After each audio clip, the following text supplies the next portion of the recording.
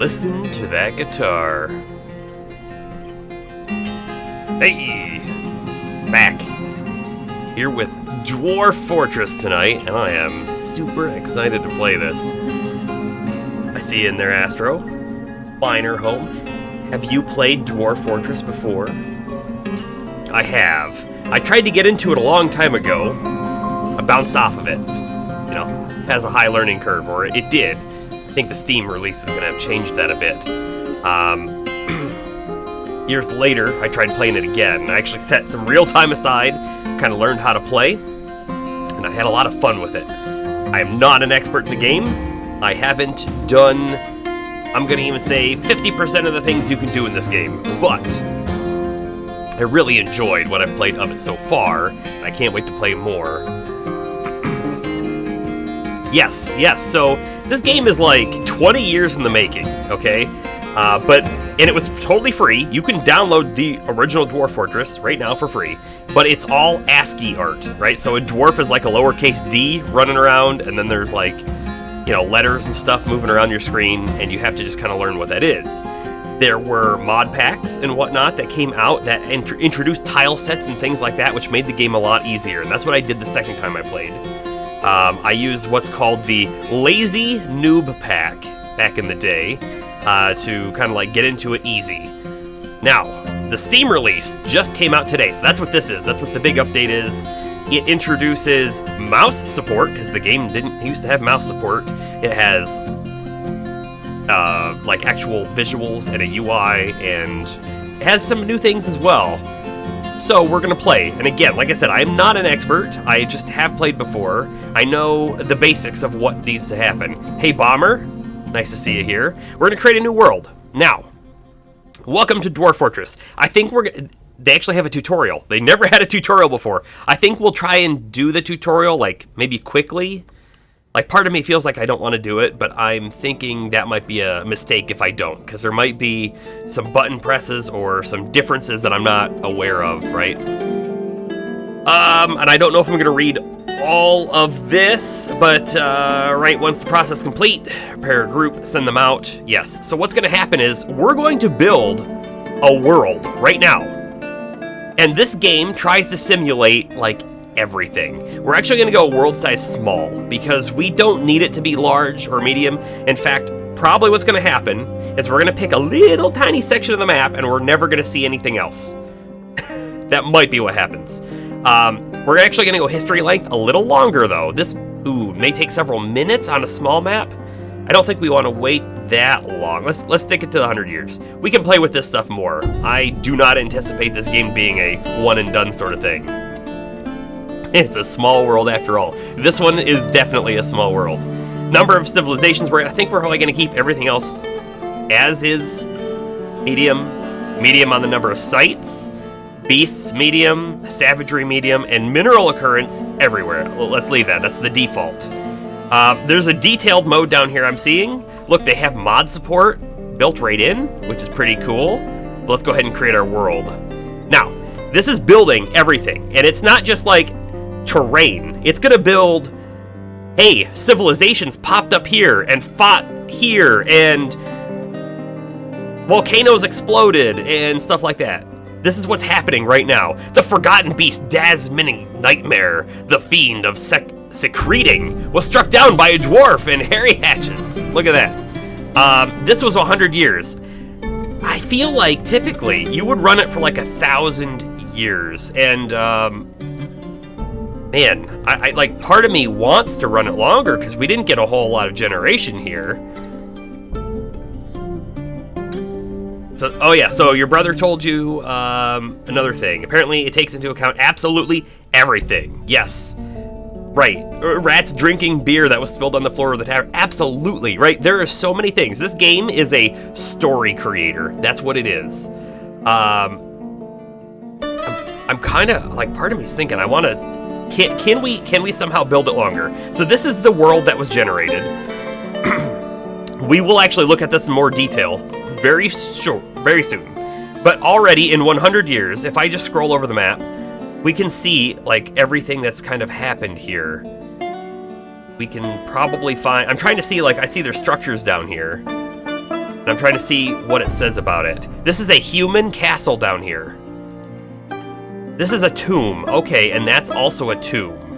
And then if we come up here, what is this guy? A dwarven fortress. And there's going to be elves about, and there's going to be goblins about, and there's going to be necromancers and crazy things like that. Man, I feel like there should be another button here. I want to go longer. Keep world and return to main menu. Let's actually do that. I'm thinking let's build another one real quick and let's make it go longer.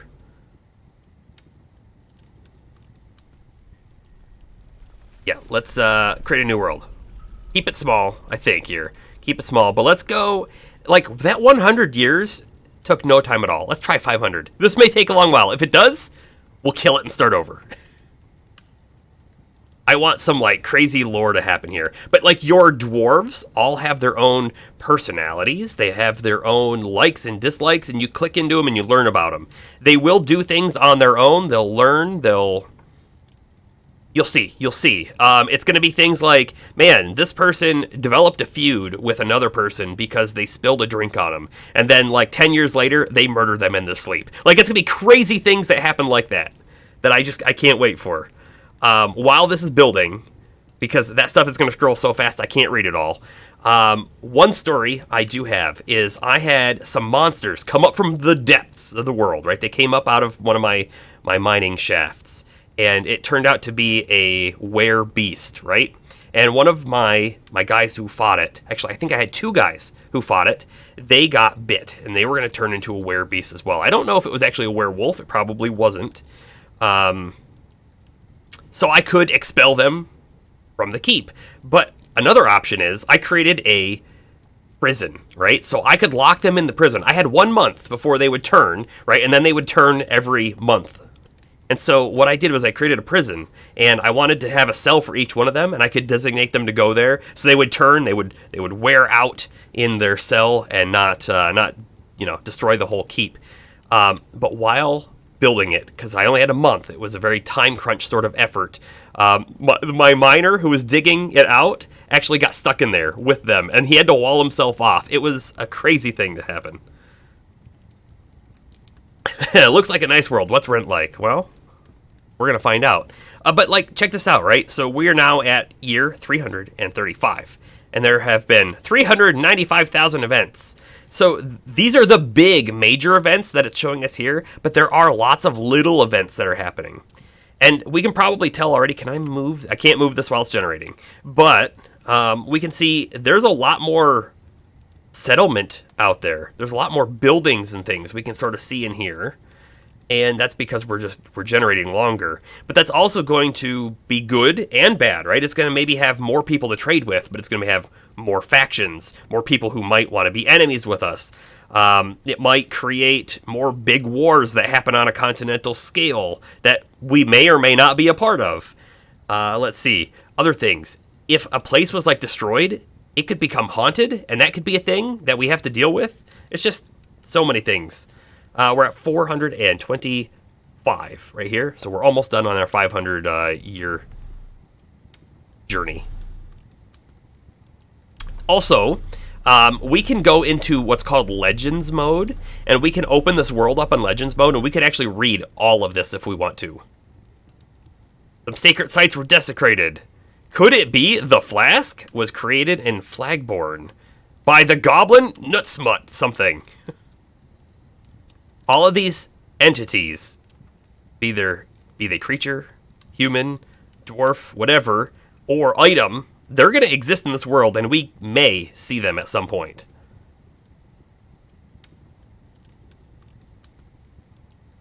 This one did warn us that it was going to take a little longer to generate, but we're almost done.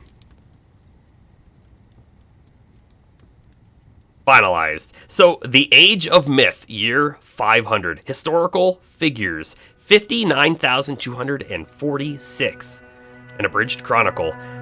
Let's see. Let's read a couple of the last things that have happened here. The Goblin, Zolak Menace Weather, became the master of the Scarlet Terrors, which I'm guessing is going to be a goblin group, maybe a faction on the map. In the midwinter of 497, Acids and Alkalis for the Beginning Practitioner was created. That's going to be a book. that we could literally find and use. It was created in Flagborn. So Flagborn, actually, we've seen a couple times here by the human necromancer, Jycast Spreadloves. Oh, and check this out, right? The Scarlet Terrors, the goblins. Every couple years, a new goblin becomes the new master. So either they're challenging and taking over, or maybe they're waging wars and the master's dying, and so like they need to have a new one. But this is happening. All right, play now. And I do know that there is a tutorial, but I'm kind of wondering how that actually works in a world that we've just generated. My maybe naive assumption was the tutorial would be its own map, not one that you just generate. That seems to be not the case. Saving history. Spinning icon. So one like oddity that I had when starting this up for the stream was typically I will stream with the mode selected of game capture on full screen. OBS would not recognize the game. Don't know why, couldn't get it. So now we're just doing desktop capture. So if I alt tab out or anything, you will see my Steam in the background. Not that it's a problem or anything. Fortress. Okay, passing a few weeks to get things ready. So here we are. Quick start and short tutorial. Would you like your fortress located in a forested, mineral-rich region of the world where you can play through a short tutorial? Non-interactive help will be available, whatever you decide. So, a big part of the game, well, not a big part of the beginning of the game, right, is looking at the map and finding out where you want to settle. And you can actually zoom this map in. My assumption, though, is as soon as we click Start Tutorial, it's going to plop us in a location without us choosing. So, if that's the case, let's just take a peek around this map real quick. What we can, anyways, which I honestly, unfortunately, hold and drag middle mouse button, I can't do right now because of this pop-up. But we can see a few things. Like, what is this? This is a goblin fort right here. What do we have, like, here? Dark goblin pits. Oh, there are a lot of these around. We might be besieged by goblins sooner than later. But there's also, over here, a monastery, okay. Next to a dwarven fort. Next to some tombs and a human castle. So there are, right, I'm going to probably say the sides of good and evil. We definitely saw that, I think, dark human pits, I'm guessing is evil. Surroundings sinister, right? That means it's probably haunted. All right, start the tutorial. We'll see what it does. I clicked that button for sure. Maybe we get to pick anyways. So, right, one thing we could do is we could come up here and say, hey, we want to be on this little tiny island all by ourselves. That doesn't mean we don't ever interact with anyone else. It just means that it's a lot harder, right? We can't just walk to them if we wanted to. Haunted, surrounded, haunted. Monastery, human castle, haunted. Great. I don't think we want any of that. I'm actually kind of feeling like we're dwarves. We want to exist in the mountains. There's mountains here and there's mountains down here. There's a human fort. Human hillocks. Goblin hillocks. And that's the other thing too, right? Just because they're a goblin doesn't actually mean they're hostile. Right here, though, it does say that the goblins that are nearby, and I'm looking at the bottom, sort of the thing on the right, it does say neighbors would be humans, half a day's travel, and goblins a day's travel, and they're hostile. So that is good to kind of see when we're around here. Click the map to zoom in and choose your embark location. Okay, well, what do we got down here? Before we do too much more, down here we have a lot of human stuff going on. Human castle. We're not human though. We're dwarves. So I don't think we're gonna go down there. Let's kind of pick be something up here. Dark pits. I kind of want to be like in the mountains here, in the center. So we've just clicked, okay? And by clicking, of course, we have now just zoomed in. We can always zoom back out, but when we come in, what we're gonna do is we're gonna end up selecting a location on this map that we actually want to build in. And we really need to kind of pay attention to a few things. We're going to want water access. We're probably going to want trees, and I think we're going to want mountains. So let's maybe pick a spot open here. When we highlight over on the right, it's going to tell us things like this has clay, it has little soil, but it has iron, gold, silver, copper, nickel. It's got a lot of stuff. It does have nearby goblins.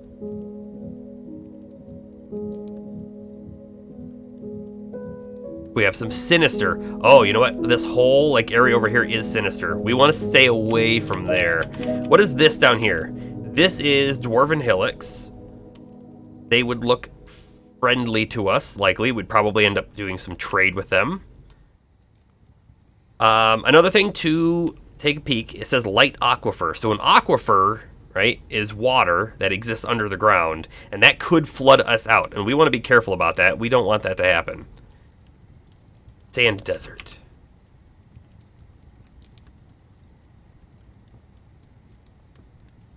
This is a marsh. All right, I think we're probably gonna pick this spot over here. So what do we have? We got a monastery there and another one here. There's a fortress up there. I'm not sure who they are. The Born Silver Fortress. Dwarven Mountain Halls. So we'll kind of be out in this area, I think is what's going to happen. Okay. Click Embark to place your fortress. Embark.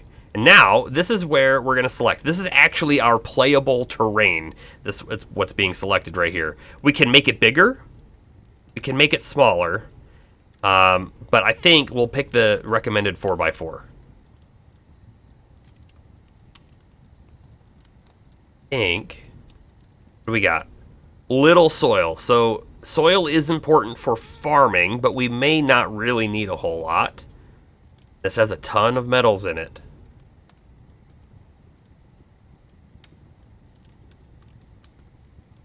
Okay. Pick there.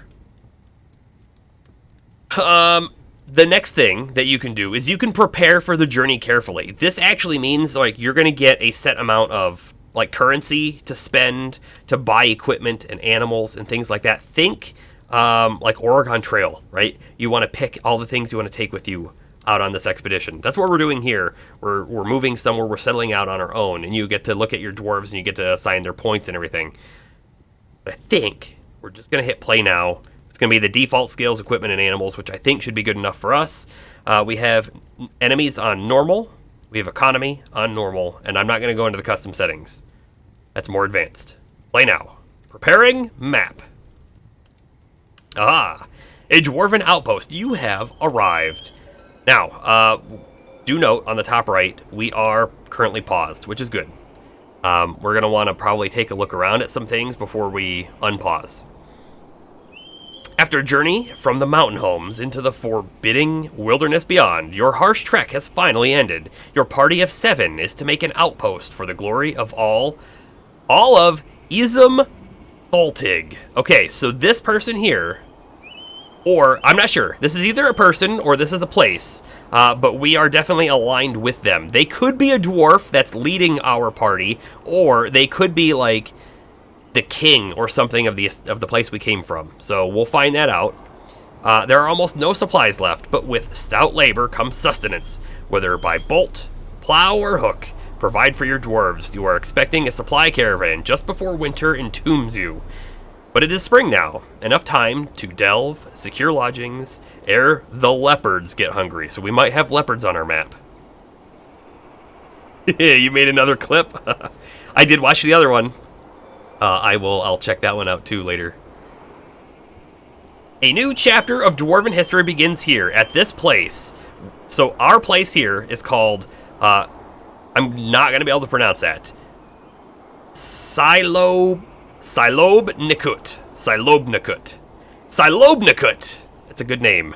Or Roof Secrets. Strike the Earth. Okay. So we have now stricken the Earth, sort of. Not really. Let's take a peek.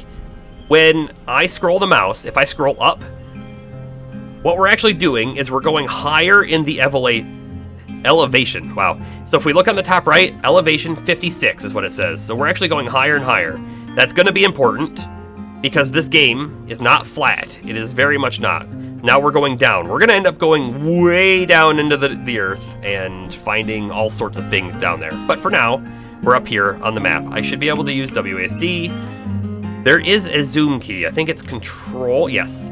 So control and then scroll is zoom in and out, which will, I'm sure, do a ton. But we need to look around this place and see where we want to settle.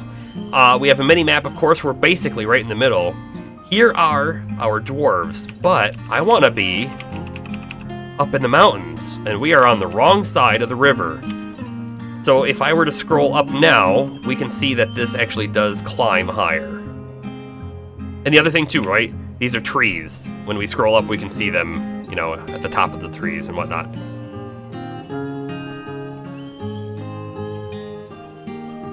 Okay. Should you prepare the Book of Grudges? Maybe. Let's take a look. We can click on things, and when we click on things, we're going to find out stuff. We have a wagon, and in our wagon, we have things. We have wood, we have cloth, we have plum helmets. These are going to be our food source. Cave wheat. Oh, we have an anvil. We've got some battle axes. We've got some spears. Oh, nice. We've got a lot of weaponry. Picks. We started off with some ale and some wine and some beer, which, you know, is very important to a dwarf. We've got some bags, we've got some thread, we've got some rope. We have a lot of things here.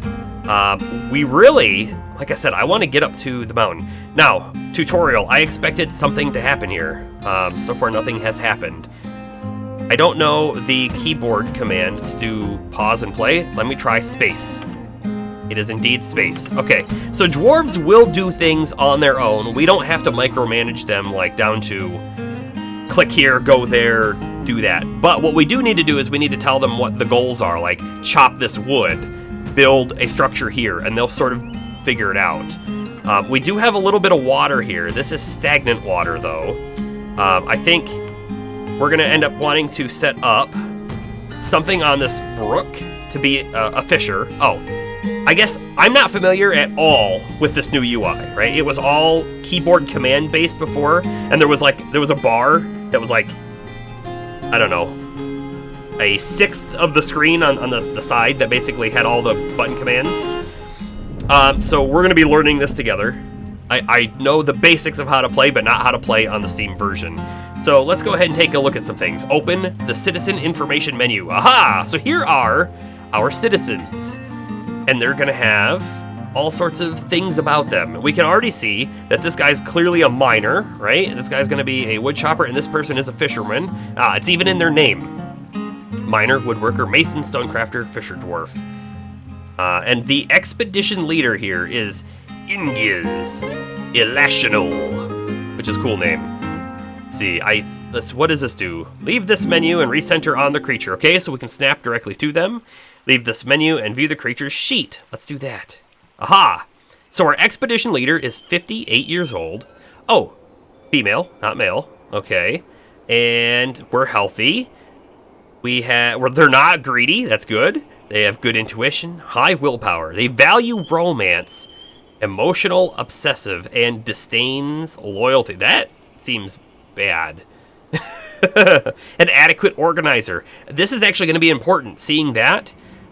We need to assign different sorts of jobs to people, and one of them is like a manager who can like run different shops and whatnot, and the organizer is probably good for that.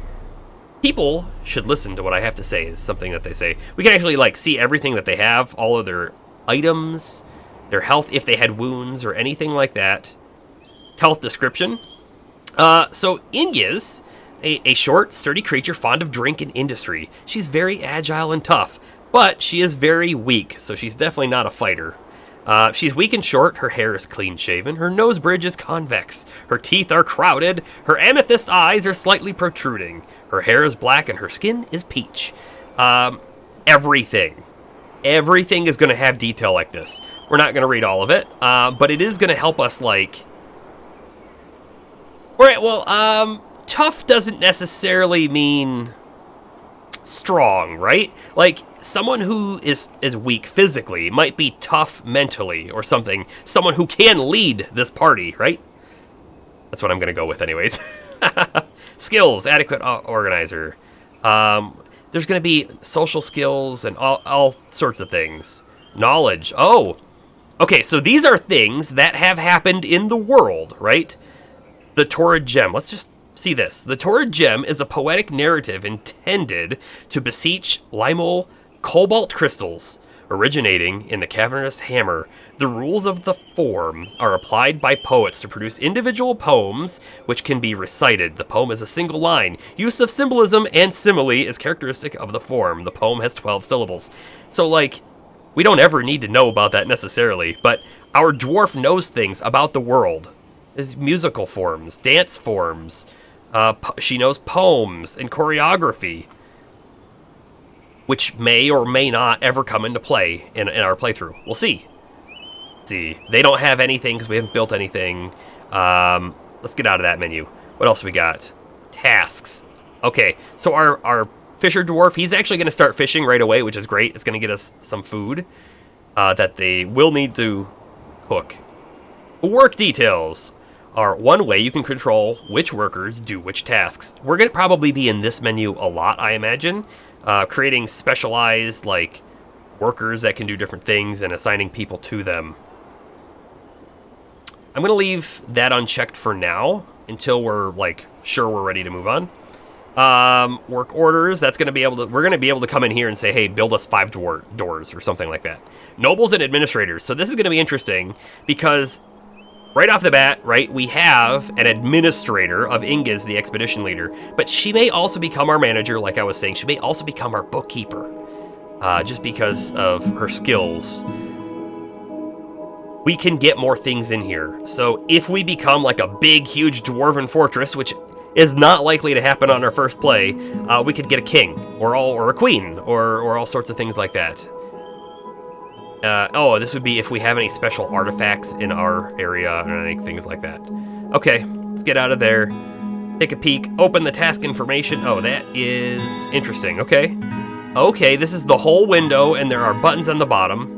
We're going to learn these hotkeys, too. Like U. U is the citizen menu. We're going to want to learn those. We've sort of seen most of these. These ones aren't... It's because that's up. Yes, okay.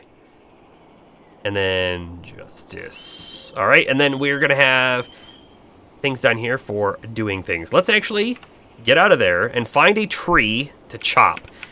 Starting off with a little bit of wood's going to help us out. So we're going to do tree chopping. Chop some trees. Chop a chop a chop. Let's get 1, 2, 3 right there, and we'll get this guy right there as well. That should be good enough for now, and then I'm going to create a stockpile, right? So after they chop the trees, we need to put them in a place, and I don't know where to find that, though. Finish setting tree chopping orders. Okay. Let's see. Place structures, work areas. Aha! Stockpiles. This is what we want. I'm going to do a stockpile. Like, I think right in here. And I think right click is not the button we wanted. P for stockpile. Do I have to really click that again? Okay. Click, accept. Aha. Now, for our stockpiles, right, we're going to absolutely need to put in what we want in here. And right now, this is going to be just wood. Only the wood that we chopped is going to go there. Let's go ahead and hit play and let them start doing some things. The game procedurally generated a whole book. I don't think the whole book is probably, like, there. But the book itself exists, right? And some properties about the book are going to exist. And that's going to be, I think, the important sort of differentiating thing here. So we don't need to know that there is content in the book. We just need to know what the content of the book is. And that's how our dwarves are going to be able to learn things from it or pick things like to like become, I don't know, acquainted with or all sorts of stuff like that. Now that we have this going here, I want to build a bridge over this, and I don't know how to do that at all in this, but we're going to find out. This is constructions, maybe?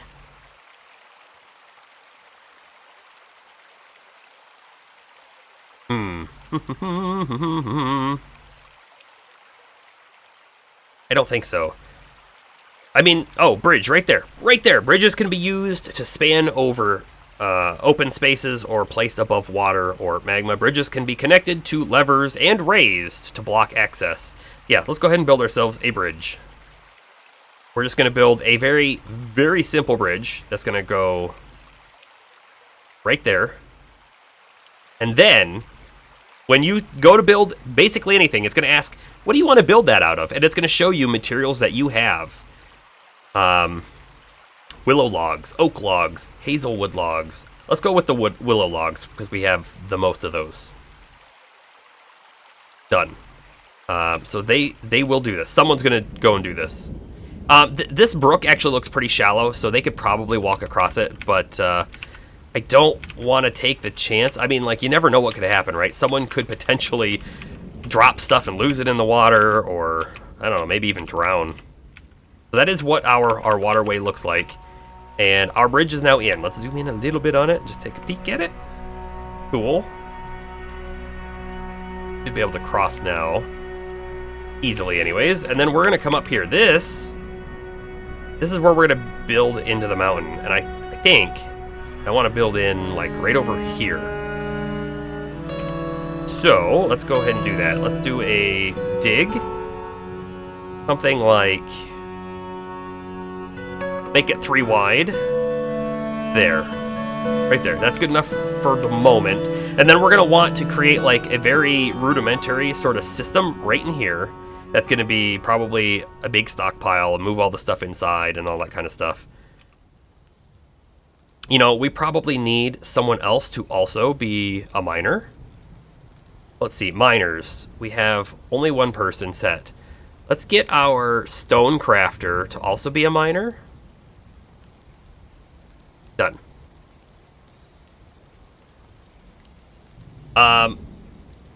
Yeah, so Bomber, you've seen some of the old style gameplay, and it looks hard to follow.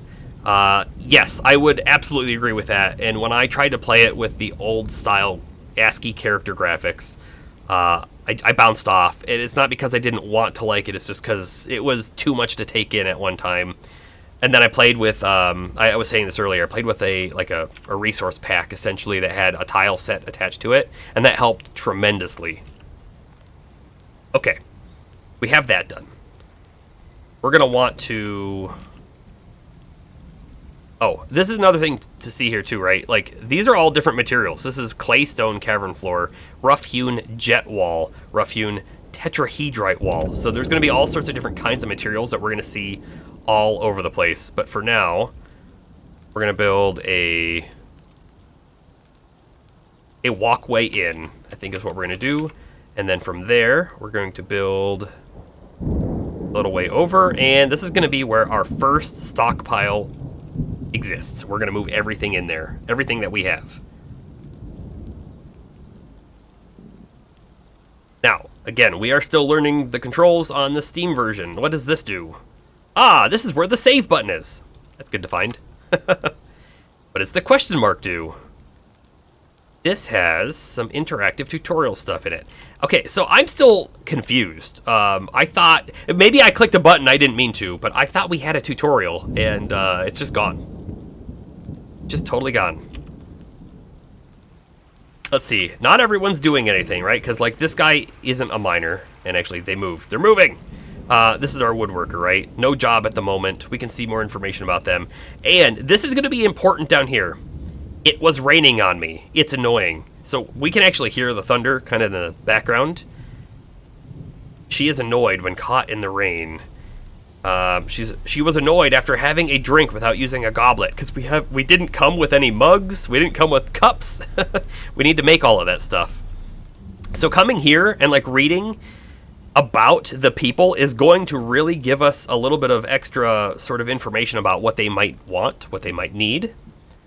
Much like Keeper RL, maybe more involved. Yes, I call Keeper RL Dwarf Fortress Light. That's what I call it, because Keeper RL is similar. I mean, it clearly took inspiration from this game. Let's not say it didn't. It clearly took inspiration. Here we are. We have this now set up. Let's go ahead P for stockpile. And then how can I do it again without start painting a new spot? Like, I don't want to click down here every time, but at the moment that's all I know. So this is going to be accept everything, but we don't want some things. We don't want, how about this? Custom. We're going to say all, and then I'm going to start excluding some things. We do not want to put corpses in this place, right? Let's get rid of that. None. We don't want to put garbage in this place. None. Oh, all on none. There we go. I don't think we want to put stone or metals in there either, so we'll take those off. We'll have, like, individual places for that. Corpses and things, we'll probably throw them outside somewhere. Or make depending on what kind of corpse it is, right? We might do graves and that kind of stuff. Everything else is probably good to move in. And if we just quickly look around in here, this is going to show us a lot of the different kinds of things that we might find.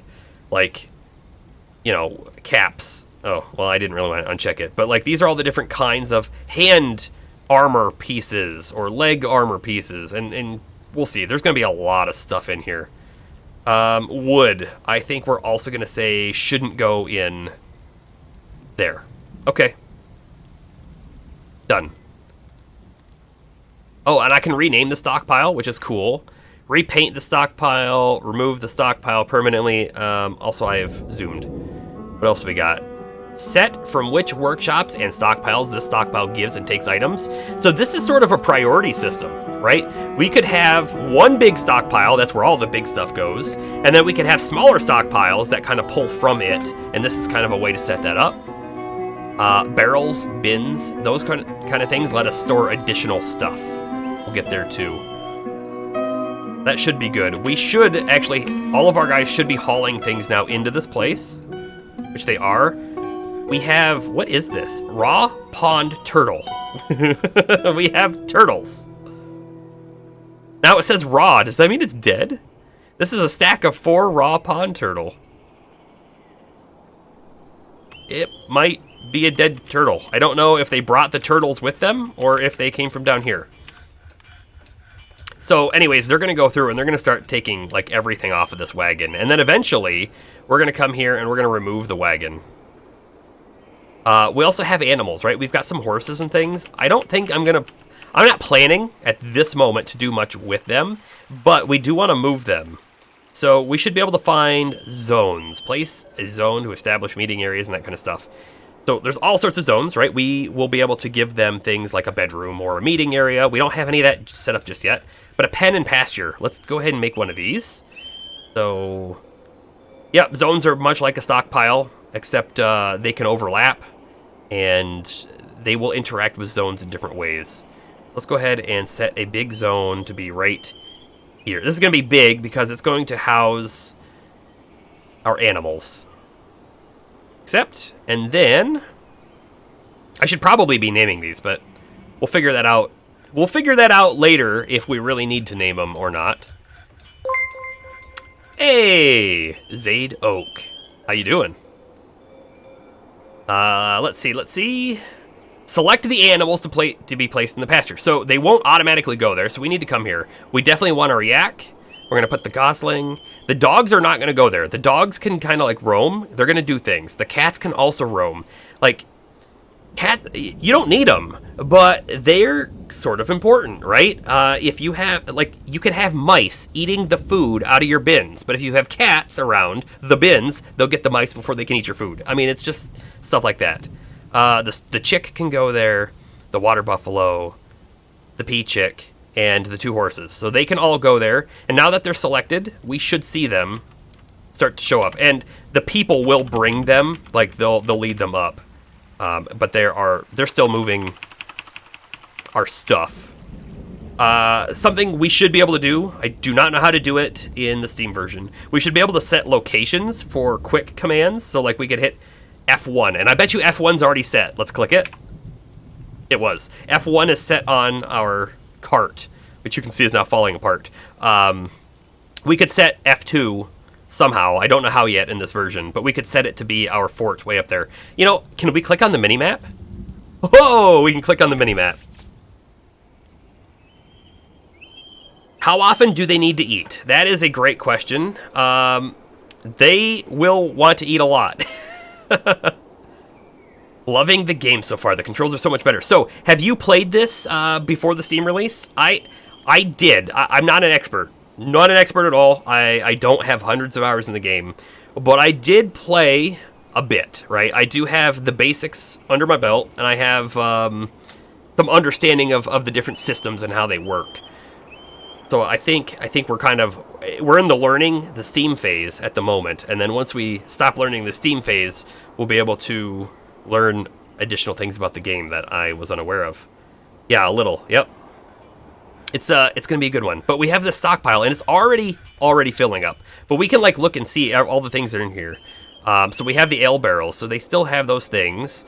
You mentioned food, right? Food's gonna be important. We're gonna want to make a cook station somewhere at some point, probably sooner than later. M is to dig. Let's try to remember M is to dig, because we're going to do that a lot. Oh, I can't dig here. I don't know why I can't dig there. We'll find out. We're going to dig another little spot over here. In fact, I think I want this one to go a little longer, because then we're going to do, like, a spot there and a spot there. This is going to be another stockpile. I can't go up there. So this is either the edge of the map, which it could... Oh, yeah. We are totally at the edge of the map. Okay. Good to know. Again, this is sort of like our starting sort of zone, and what we're going to do is we're going to dig down, as dwarves do, and that's where we're going to live. But before we spend all that time digging down, we're going to get stuff set up here. Since we know that this is the end, I'm actually going to expand that all the way up as far as it can go, which is there, and then we'll just make this stockpile bigger. And in fact, I think we're probably going to make it even a lot bigger. So there we go. Done with that. Oh, we can see some of our animals have moved up into the pasture. Pastures are important for animals. You wouldn't think so, but when they're in the pasture, they're able to move around and they're able to graze. Without that, though, they will starve because they won't be grazing. Let's see. Yeah, so something you forget to do is forget how make them waste so that they can make food and eat. Yeah, they'll all die. We're going to be doing that somewhat soonish. I don't think we're in critical need of it at this very moment, but pretty soon. Once the rest of this stuff kind of gets out, we're going to break this down. We're going to make sure everything else gets moved up. We have some turtle shells and some hamster remains. So something has killed those. There was a way, and I feel like it was on button K. I'm going to push that. This is the stockpile menu. Let's read this real quick. Here, you can see every item in the fortress. Click on category headings to collapse and expand them. If you don't have a bookkeeper, this is important. Or they don't have an office to work in, numbers may be approximate. We're going to say on that one. So it's important that we have someone who can, like, count all of the goods and write it down in the books. Because if they don't, we're not going to know, as the player, how much stuff they have. We'll just know, like, oh, we have a couple hammers, right? Instead of, we know we have 3 hammers. Counting is hard. And actually, you can get people who can't count. And if you assign them to the bookkeeper, you're going to be in for a bad time. But yeah, I mean, this is literally showing us all the stuff we have. We have some crutches. We have approximately 40 drinks. There should be a food section. So actually, we have the fisher, right? So they are getting trout. The trout is probably edible raw, but we will want to cook it. We're also going to want to move this wood up. That was just the temporary location. I think we're gonna set a new stockpile to be up here. Actually, I want it inside. I really do. So I'm gonna put stone in this one.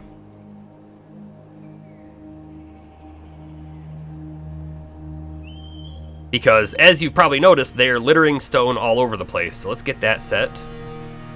Except, let's call it just stone. Just stone. Done. Get a like-looking room on the other side there. Oh, hold on. Let me zoom in. Does that make it easier to see? It does. So look at the stockpile. It has a little tiny stone flag on it. That's kind of neat. And this one right over here doesn't, because it's sort of like it's a custom one that we have almost everything set.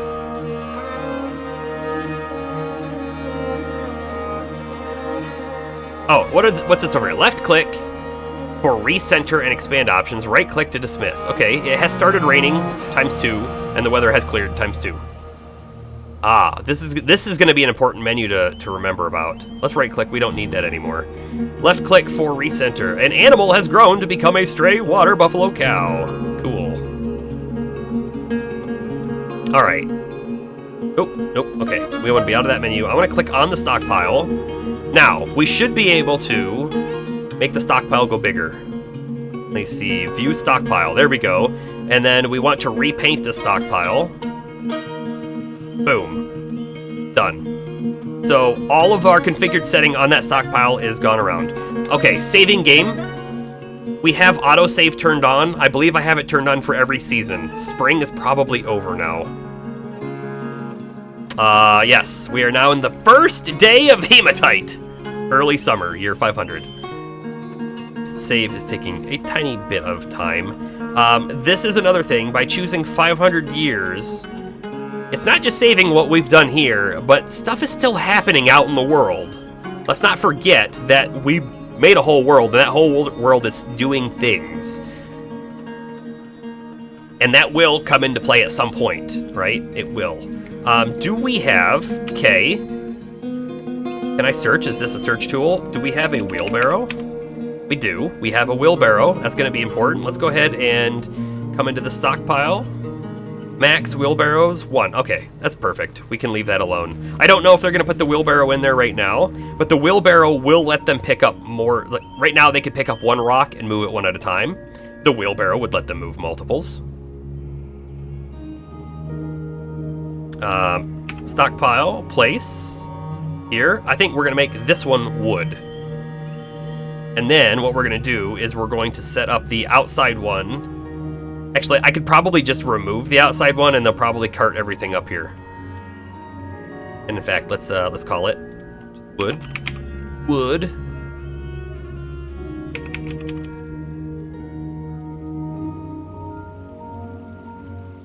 Remove this stockpile permanently. Done. Okay, so that's now done. There is a command down here. Set hauling routes for minecarts. We won't have minecarts for a long time. Set high and low traffic areas. This can actually be... You can play the game without using this, but you could also... Look, our guy just went across the water. That's important to look at. We could come here and say, hey, use this in wide central passages.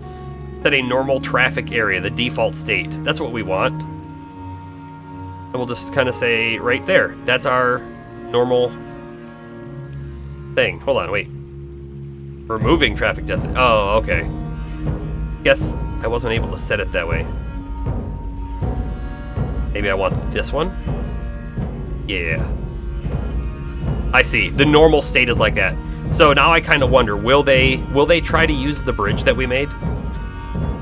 Aha! Oh, well. Sort of. Okay. This wasn't deep enough for it to matter, right? This is just a brook. It's not a river. What happened?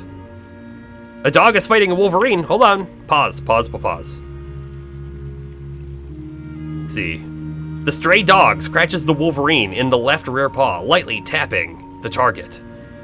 The wolverine scratches the stray dog in the head, tearing the fat and bruising the muscle. Oh no, our dog.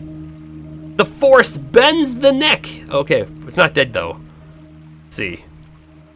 Wolverine has become enraged. Oh no. Where is this at?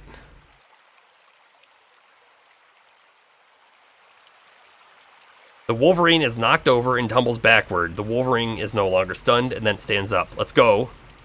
Okay, so we're at the bottom left of the map. Yes, yep, click the icon. We did.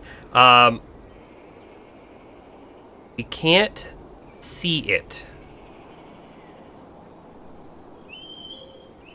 Let's actually come back here again.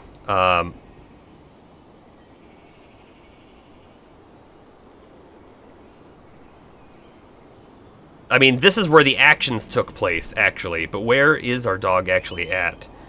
Let's open our people menu and let's go to pets. And we only have 2 stray dogs, and they're actually both that's kind of unfortunate. We can't breed more. Let's find this one. Oh, they're both right here. We might be okay. Okay, so this one's injured. How about the other one? The other one's healthy. So it was this one that fought. She was afraid after experiencing trauma. Shaken after suffering a major injury.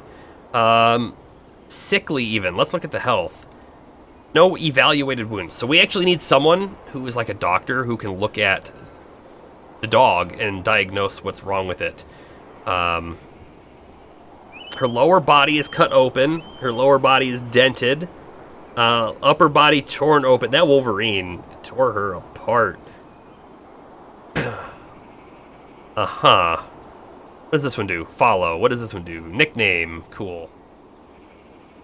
Well, we don't know where the Wolverine is, do we? Let's come back in here. Is it going to be under others? Okay, Wolverine, wild animal. Let's find it. It is at the top of our map. It's probably leaving the map. It's also injured.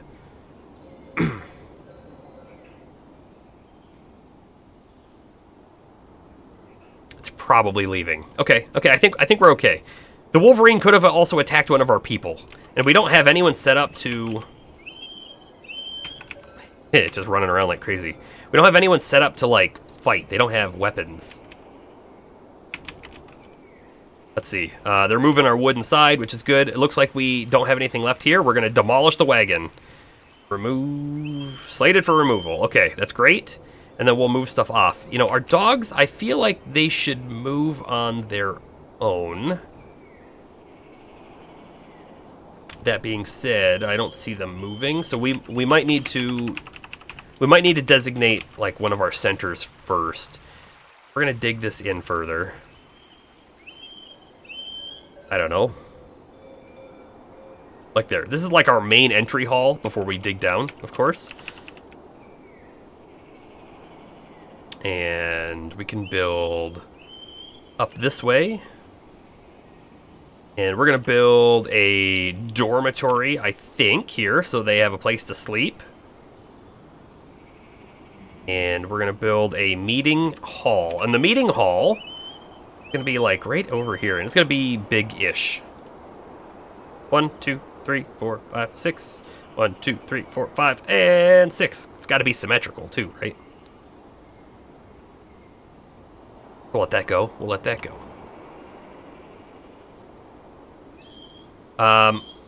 Annoyed after sleeping on a rough cave floor. Yep, we got to get the beds going and stuff.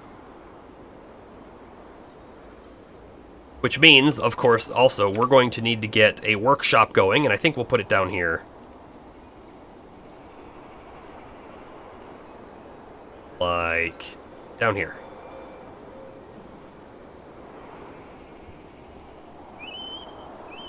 So the workshops themselves are a 3x3 tile, so we need the room to be at least 3x3, but I like to make them a little bigger.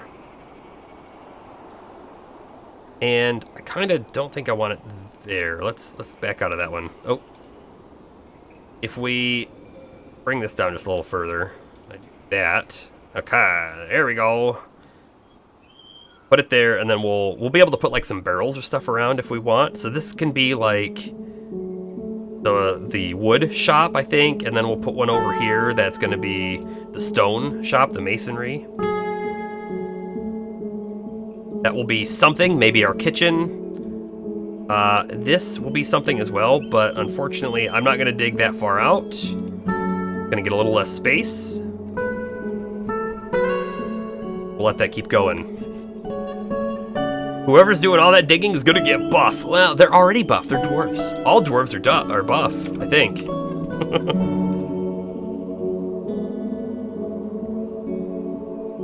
A claystone cavern floor. So, another thing that we want to get going, right, is we're gonna want to get like food going, and we have some things that make food.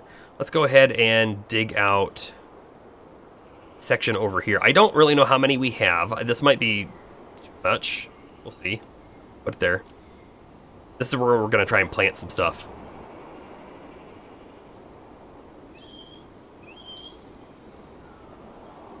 Alright, what other buttons do we have up here? Edit the recenter hotkey locations. Oh, this is how we could say, like, by hotkey H. Wagon arrival location. We don't care about that too much anymore. So, recenter on this location. Now, wait a second. That was not the right thing. Gotcha, gotcha. I needed to click the other button. So we'll set, like, here. Boom. And then we'll rename it to main entry. Okay. So if I come away and I hit F1, we're back. Great. Great news. We have magpie remains. I wonder what happened to that magpie. We have struck onyx and gray chalcedony. Animal has grown to become a stray goose. Rid of those. Okay, so this guy, he's standing down here. This is where our cart landed, right? The dwarves are coming back here for a reason, and we're about to stop that. So we need to set a zone, and we're going to call this a meeting area. Can I set it even on the unmined sections? I don't know. Accept. So, now, when they're not doing anything and they're just idling around, they'll come hang out here. That's the goal. If we need to, like, readjust it, we will. We'll probably also make this, like, the dining room, the dining hall. And we'll get some tables and chairs and stuff in there. But that's what we've got for now. Oh, and look, our dogs have now moved as well. The zone will take the shape of the empty space, yeah. So we'll have to edit it shortly. Z for zone. Dormitory is here. However, we don't have any beds yet, but that's okay. Okay, now we need to go into our build menu, which is B, workshops. One of the first two, right? The first two that we really need are carpenter and the stoneworker. So that's what's going to go in these areas. Carpenter there. We could build it out of all sorts of different things. And this doesn't matter too much. This is going to change how it looks. It will take on the material that you've built it with. Let's pick the claystone since we have a lot of it. I don't believe that matters here for this. But when we're building other things, that material will come in some importance. Again, we'll use claystone. Aha! We now have this. This is our carpenter's workshop. Let's pause it for a second, right? Put some foosball and billiard tables in there. Right. Yes. Yeah. I mean, it's going to be a bar, right? We're going to get our ale over there soon. Let's take a peek here. Workers. This workshop is free for anybody to use, so you can actually create a workshop that is for one person. And when we end up having like masterwork crafters and that kind of stuff, we probably will create like a specialized area for that one person. But for now, we want everyone to be able to do it. What I want to see is I want to see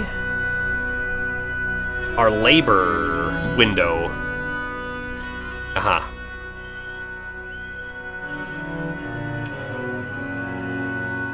I gotta remember this. It's not even just remember this. I gotta like learn how it works in this, right? So I want to make sure that someone has the job of a wood craftsman and a stonemason. So we have a stone crafter actually, so we're already good there. But we will need a carpenter, and I kind of wonder. Like, do I need to add a new work detail? Let's take a peek at this.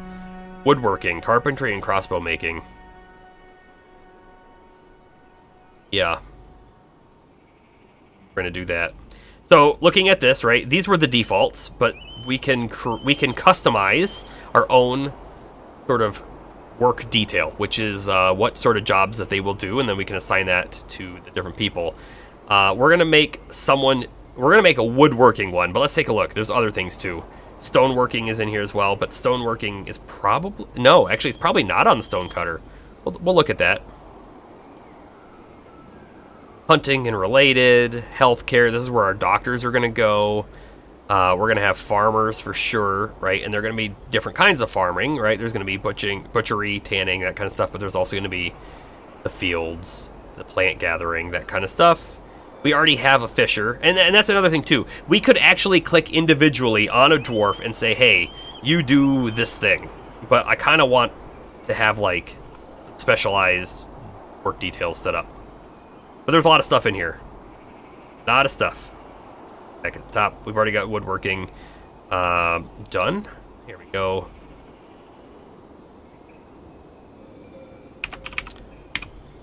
Woodworking.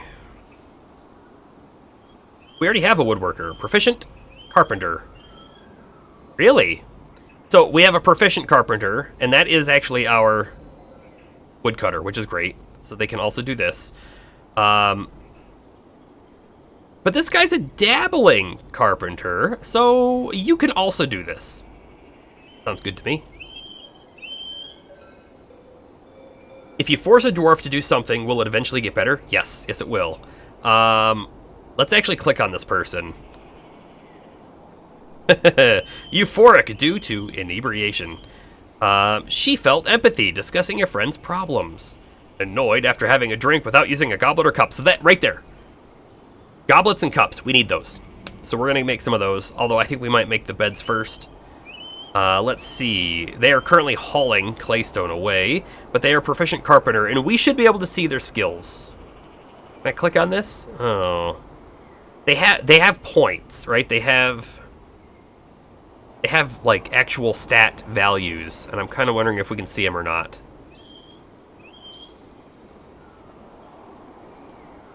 I don't know if we can. I don't know if we can. So there was a tool. There was a tool on the old version that a lot of people used called Dwarf Therapist. And what that actually did is it opened, I'm going to call it an Excel-like table, and it lets you see all of their stat points and everything, and then you could actually assign them their jobs there, and then you could hit the sync button and it would sync it to the game. It was a good thing to use. I don't think we're going to need it anymore. All right, we'll let them go. But yes, the short answer is yes, they will get better at things when doing it. Getting drunk without a cup, yeah, they tipped the keg right over their head. All right, we now also have the stone worker, so let's go ahead and set up a stone worker labor. Add new work detail. I haven't read this, so I don't want to like dismiss it forever, but here we go. Oh, you know what? So stone cutting and stone engraving. I don't know if we actually want them to be set for all of that, but we're going to right now. Really, the one thing we want is masonry, but let's leave that for now. We can always change it. Stone worker. And this person is an adequate stone cutter and a proficient mason. So done. And that's it. We only have one person do that. That's fine for now. Now we can click on here and we can add new task and we can tell it to make things. Like, let's make a bed. We have options here. Let me pause before anything happens. Task has been assigned and is active. Great. We can actually set to repeat, or we can make something the priority. So we could come back in here again and we could say make another bed. We could do it a couple times if we really wanted to, right? But we can click the repeat. That's indefinite. We don't want that though. The thing that I was thinking of, you should be able to say make 5 beds. However, I think we need a manager in order to do that, and we don't have a manager because we would need work orders. Let's just make a couple beds this way, the old-fashioned way.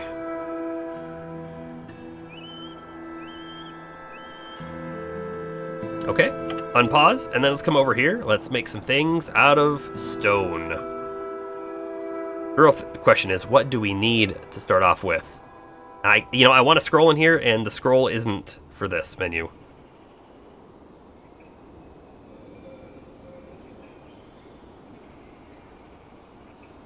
We're gonna make a couple tables, and probably other things too, but let's start off with some tables.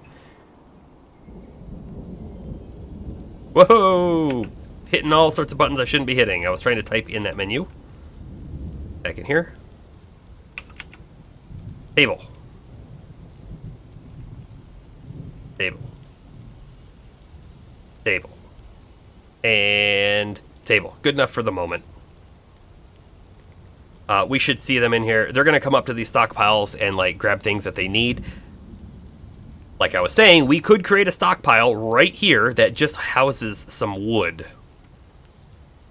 And I think we will.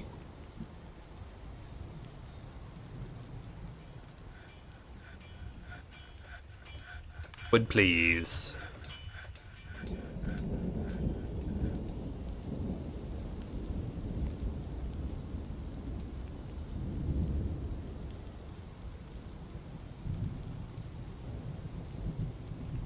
Let's see, we want this stockpile to... I'm guessing this is take?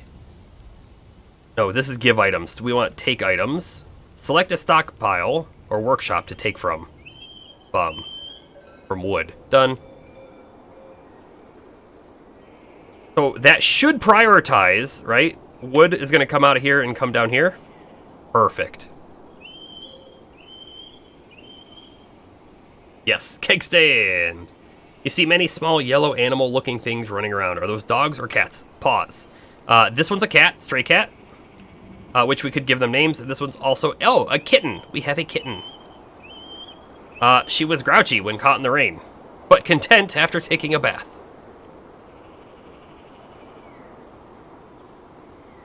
Let's see. We have a few beds. Okay, so they have made the beds. We can actually click on them. This one actually is a slightly higher quality bed. It's got these little plus icons. It's finely crafted. We can click on another one. Hazel. This one is well crafted. Those do not mean negative. That's not a bad thing. It's just well crafted. This is oaken bed and hazelwood bed. This is superior quality, right? So everything they make has a chance to be good, to be amazing, or to be mediocre, or even to be bad. I'm not sure. They might be able to fail as well. But we're going to come in here. We're going to go to furniture bed. When I go to click this, right, because we're going to put a whole bunch of beds on this wall for our dormitory. When I click this, it's going to first say, hey, what do you want to use? And we can select each individual item, or we can come in here, furniture, bed, and I should be able to say use the closest material, and then it's no longer going to ask me like which one I want to use. And I'm going to check this, so I can just come here and do like click, click, click, click, click, click. Okay, I didn't have one to finish there, so it didn't place one.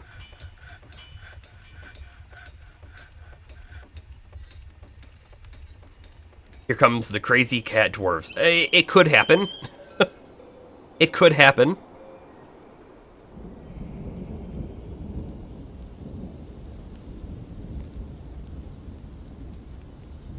Let's read this real quick so I can don't show.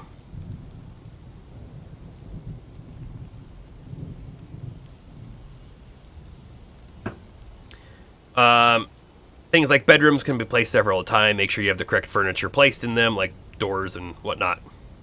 Right. Okay.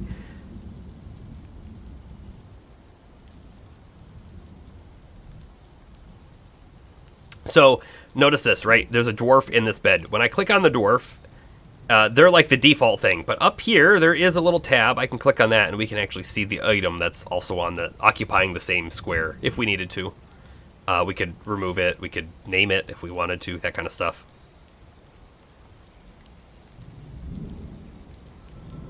We're going to want probably some doors on here as well, but for now we're fine. Aha! We wanted to make this a zone.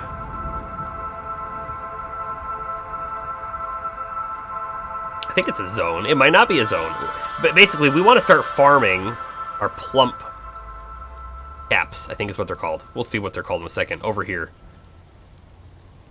Might not be a zone. Is it a... It's not a stockpile. There's no way it's a stockpile. build? Probably in here then.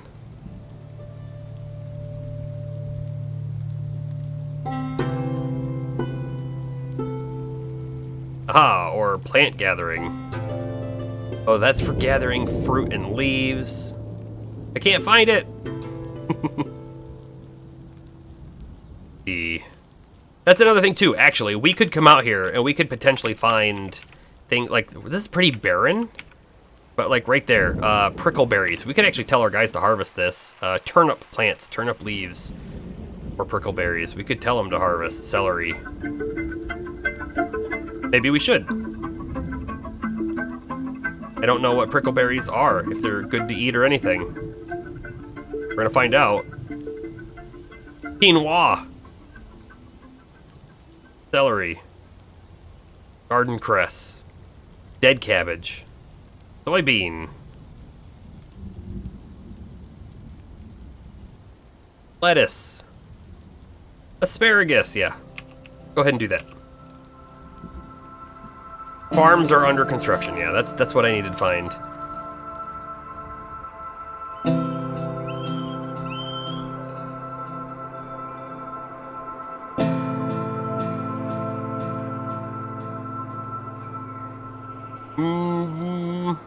I don't see it there.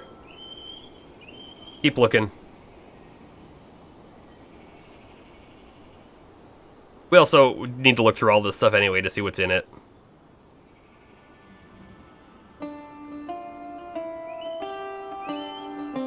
In workshops, okay. Well, that's the next one we were about to click on.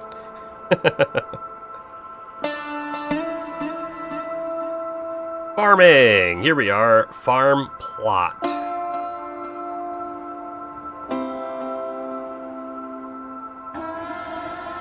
I think we'll do... You need soil or mud at the location. Right, so we're probably gonna have to try and gather some of that from outside. I could have dragged and done a large selection, but I was just clicking individual things. Okay, so we're gonna need, I think, to dig up some soil to cart it in. Which I don't know how to do that yet either, and we'll find out. It's gonna be somewhere.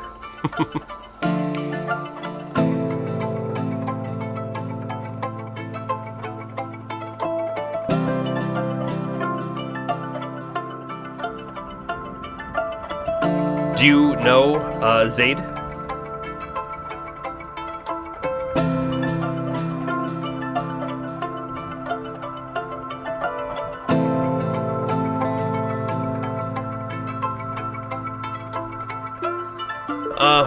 Okay. Let's see. Can we click on anything out here to do something? I need, in order to make that farm plot, we need soil / mud, right? And we don't have either inside our cave. So I'm going to need to cart some in.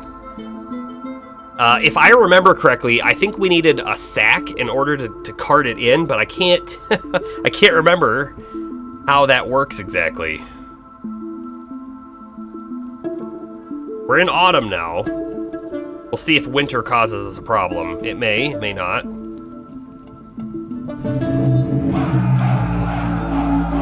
Oh, the dead walk. Hide while you still can. This is bad.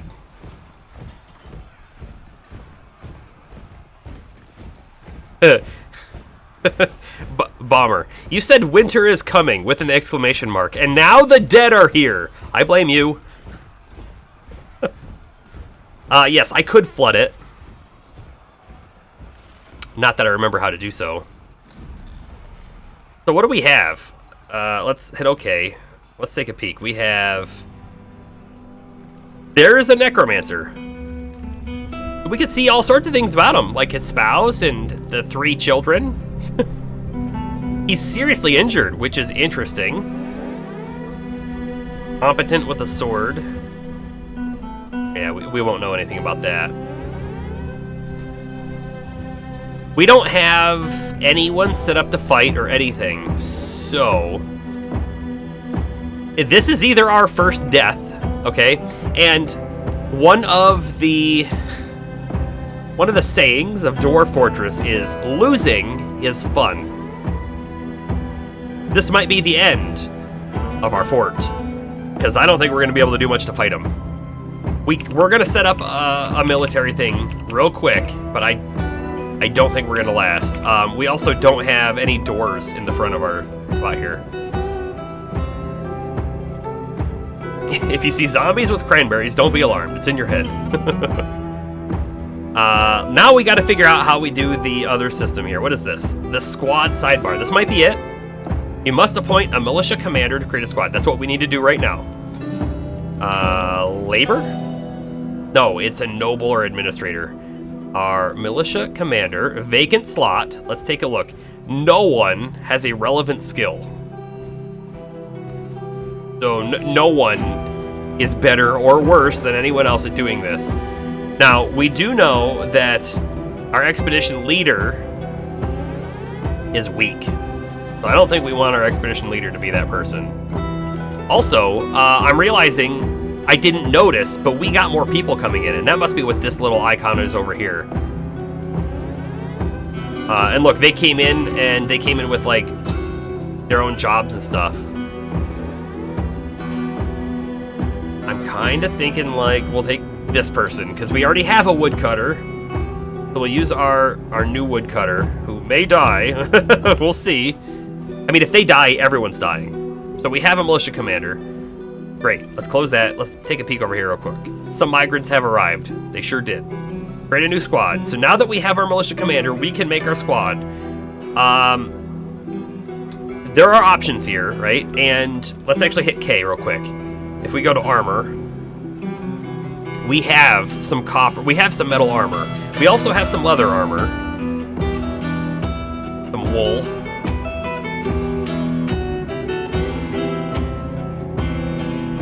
We don't have a whole lot. Let's go to weapons as well. This is going to be important, right? I think we're going to select metal because I do believe we had some metal weapons. We have some copper battle axes, just like that. We've got 5 of those. We have an iron warhammer. We have some copper warhammers. So we could... A whip? Who brought that? Copper spears. The picks, I mean, you can use as a weapon, but they're not great for it. And battle axes, neat. All right. Metal armor. And view the positions. We need to assign people to this squad, and I don't know how to do that yet either. Let's see. They are called the Carnal Flags. If I click on that, we get the person. If I click over here, aha, assign position 2. Proficient fighter, our fisher dwarf. They're going in. And no one else is good. So I guess we just need to assign some people. Let's not assign the doctor. I feel like that's a bad idea. We'll get a miner. We'll leave our planter alone.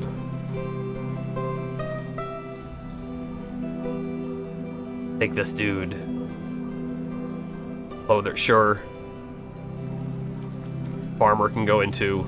I mean, we had a bunch of weapons, so we're gonna kind of need them.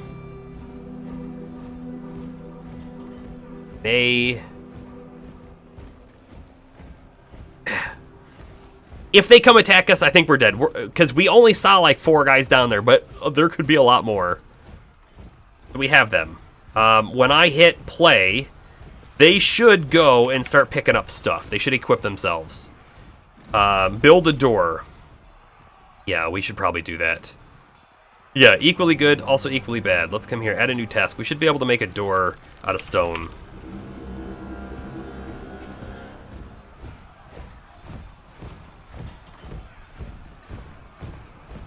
Like, we're gonna need a lot of doors, so we'll just queue up a bunch real quick. My assumption is we're not gonna have them in time. That's my assumption. And even if we did, they could beat them down. They sure could.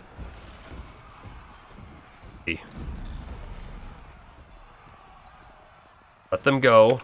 We should see some people start running to equip themselves. In fact, some of them already had some weapons. Let's pause again.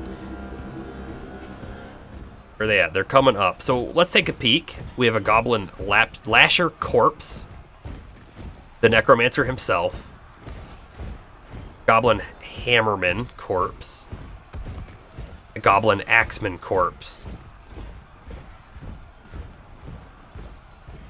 You actually see, like, a legendary brewer.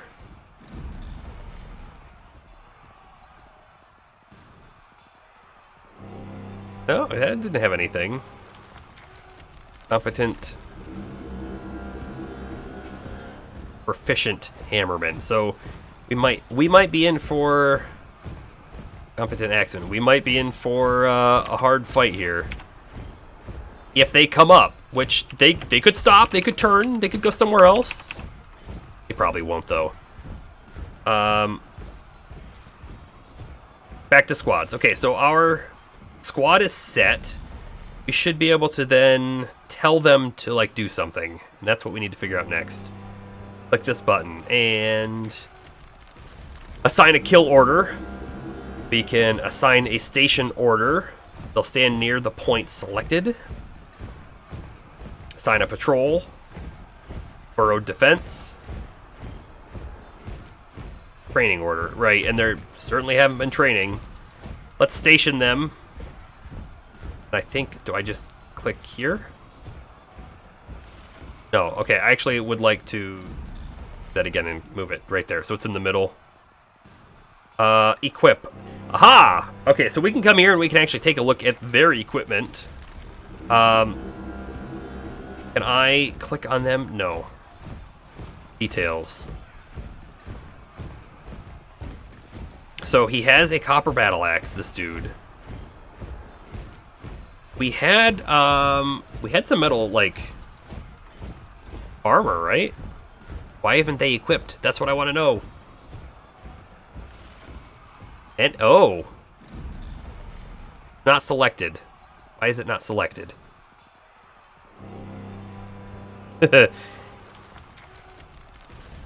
If I could befriend the necromancer, I would. What does this button do? I don't know what that button does. I'm gonna click it. Oh, I removed it. That seems bad. I don't even know what I removed. I should have looked. Headwear. Do we have bodywear? No. I feel like I should be able to say any, but let's say male shirts. Done. Yeah, I don't know. I don't know if they're gonna pick it up. We'll find out. Go back. Sign uniform. Is that what I needed to do? Oh, I have no idea. I don't know what I'm doing. And it looks like they picked their stuff back up.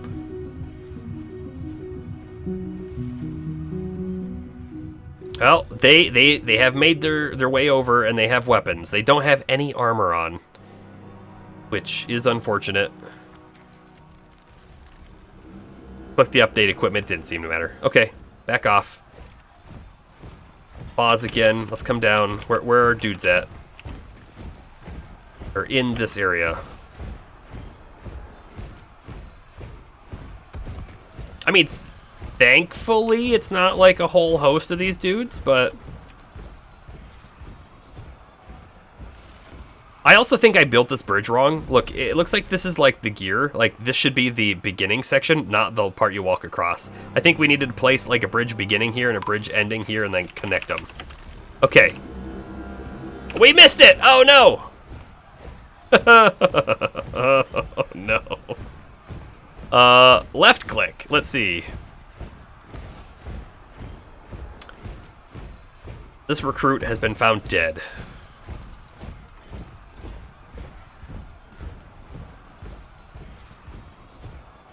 Interrupted by Goblin Hammerman Fallen Corpse. Yep, uh-huh. Let's look at this one.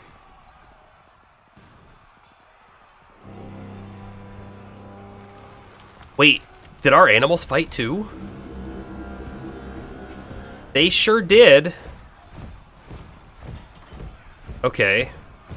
So, the Goblin Fallen Corpse is fighting the Stray Chicken Grimaces. Oh no. The Goblin Hammerman Fallen Corpse kicks the recruit in the right lower arm with his right foot, and the injured part explodes into gore. An artery's been opened by the attack. Okay. Well, this is, like, clearly how we die, right? So... what happens? I mean, I didn't realize we had a guy that was, like, already up here. Let's take a peek. Do we have anyone up on the mountain above us yet? The answer is no. Okay. So, let's do something now. Let's take an attack order and do that. Oh, I gotta say confirm. Okay. Go. Well,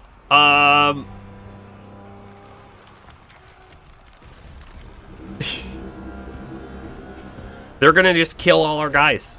That's what's happening in this fort. That's what's happening here. Oh, what are these guys doing? Hold up. What are you doing?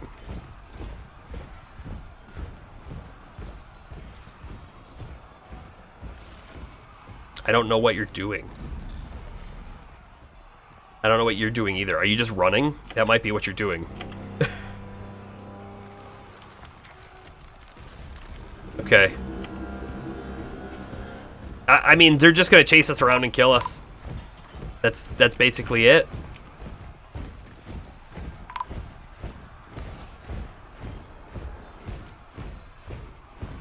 Kabuk Wheel Tattoo has assumed the position of expedition leader of the Paper of Dreams. Okay, pause. Let's pause again. We only have 4 dwarves left. It's not gonna end well. It's not gonna end well. You must appoint a militia commander to create a squad. So our squad is like totally dead because don't even have, we don't have anything anymore there. All right, I think we let this play out and see exactly what happens. There was a bird circling over here. May have seen. Oh man, what do we got over here? Stray yak calf tooth. Oh, there's just gore everywhere. Oh, we have a person here who's still alive. Who's running, because in here we have Goblin Lasher. This was fun.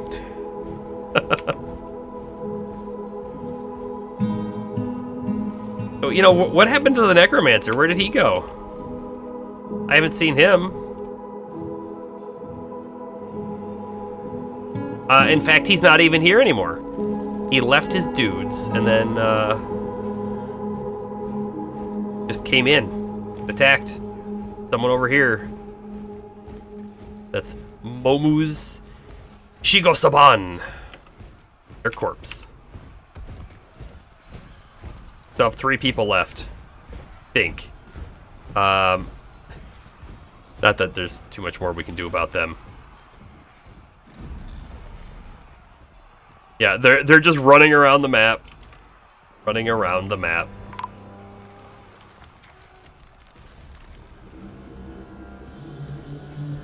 Everyone's dead.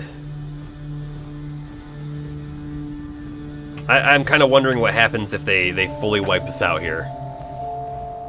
Now, why did this happen, right? Questions that we can try to answer. This may have happened because we settled in a bad location.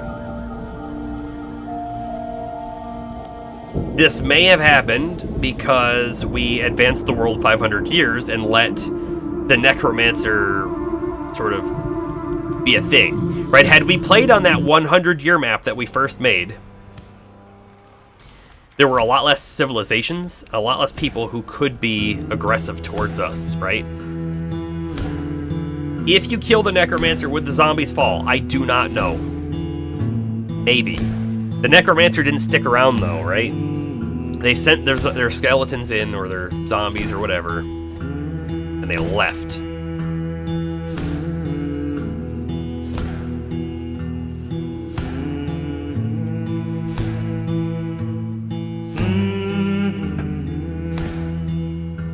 This has been a failed fortress by Merc. Good trial run, yeah.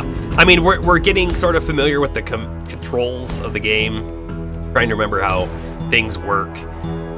We know that in the next fort we need to either set up in a slightly different location in order to have soil for our harvests, or we need to figure out a way to move water in to make mud.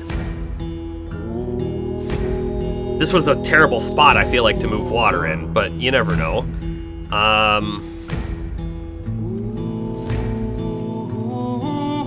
I think we have to make a new start here. Save world and return to title menu. Save to this timeline recommended, or save to a new timeline. Save to a new folder on the same timeline. Yeah, we'll do the recommended one. So, we've lost, we failed, but that doesn't mean the world is over.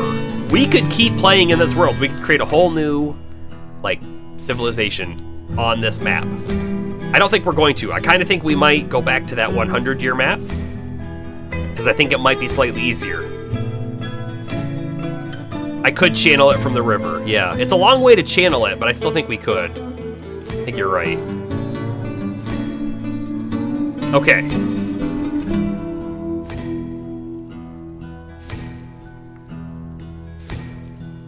What I would like to see is a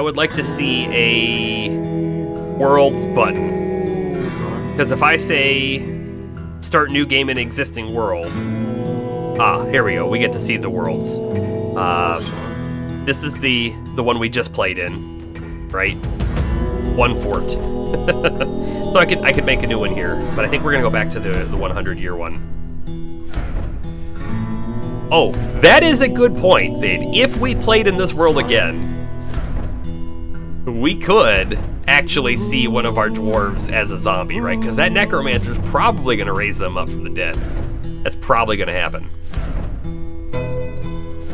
But we're going to come back to this one.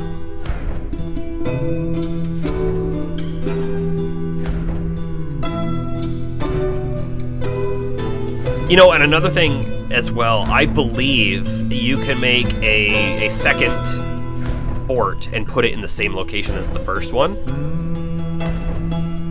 You might not want to, especially if it's just been conquered. But I think you can. Okay. Would you like your fortress located in a forested, mineral-rich region of this world where you can play through a short tutorial? I thought I said this the first time. We're gonna click that. And then nothing happens. Oh, it's showing us right here. Preparing map, okay. I must have said skip the first time. I really must have. I don't think we need the tutorial. I really don't. But let's see what it has to say. Yeah, LaCloud, you missed a wipe. We were invaded by a necromancer who brought his undead legion. It was only like 4 guys, but they were very skilled, and we hadn't even survived a whole year yet, so we didn't have anything set up. We didn't have people trained to fight or anything, and they came in and wiped us real quick. Yeah, little did Merc know, he was the necromancer. All right. Okay, so this is for the glory of Shazak Dakust, or Dacost. Almost no supplies left. Begins here at this place.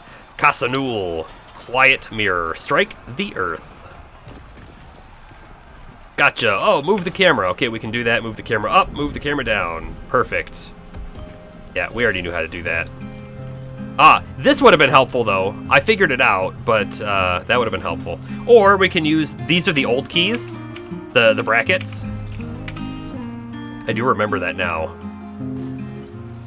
Time to get to work. Let's start by digging a stairwell into the ground. There may be plenty of hillside to dig into, but you'll want to seek wealth below the surface. Mining tasks are designated on the play area. Okay, yep. Mining button, mine. And then this wants us to make a staircase down immediately. However, I would much rather prefer to dig into the wall first.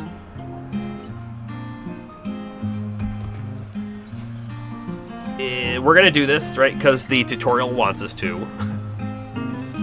So we click on the highlighted mining button. And then start at one elevation, yeah. Complete it at the next. So we're gonna dig. Yep, dig down, great.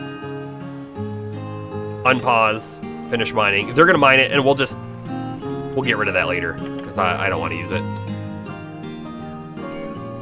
Yeah, ew, tutorial. So the game never had a tutorial until today, so I wanted to see it.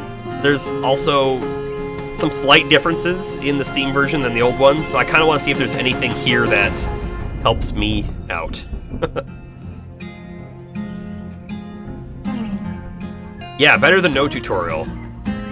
Again, I didn't think we needed it. I just kind of wanted to see what's going to be here. Select regular mining mode. Dig a rectangle around big enough for a large stockpile. Some workshops. Most workshops are 3x3. Yep.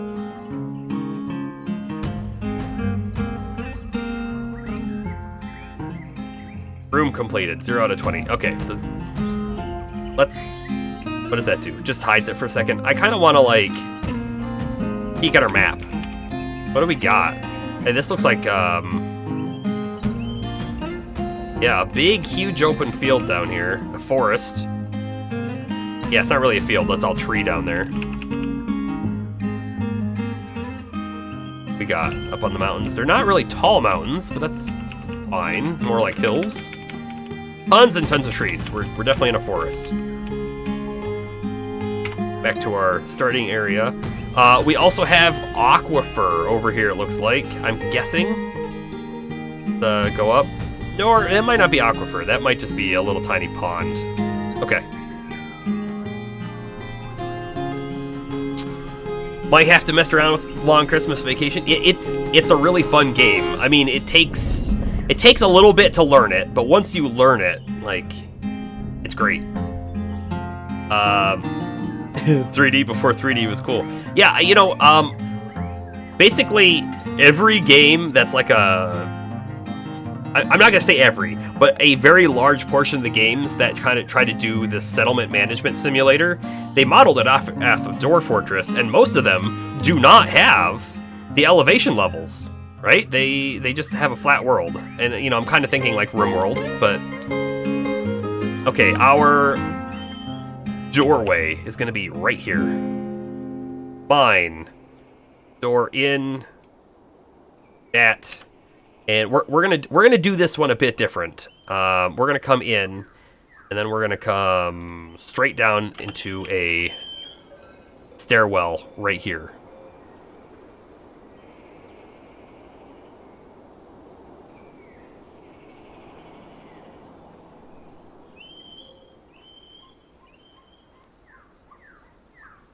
And I should probably set someone else to like do this, but we're gonna go down 2 layers, and that's gonna be our final spot. While we're here, let's go ahead and in the tutorial I can't I can't tell someone else to be a miner. Okay, that's fine. That's okay. A little bit out there.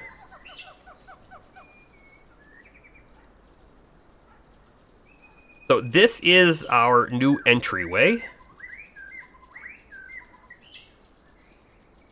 Haven't actually made a room yet, but that's fine. Where our stockpile is going to go right up here. We're going to make a big one.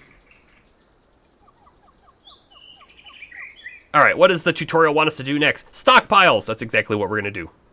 As soon as it's dug out. Open the stockpile menu. Sure. Actually, this might help, because I didn't want to... Stockpile is hotkey P, but then I always had to click on this. Is there a way to not do this? Click the add button. Click 2 corners. Do I have to click this button? I want to not have to click this button.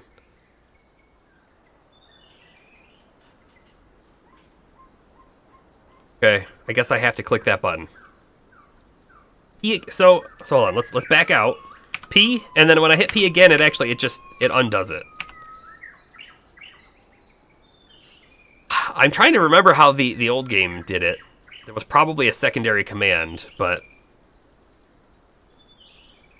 once he finishes mining this out, we'll get our stockpile set up. Yeah, I definitely tried the P again button before, but that just kind of closes it.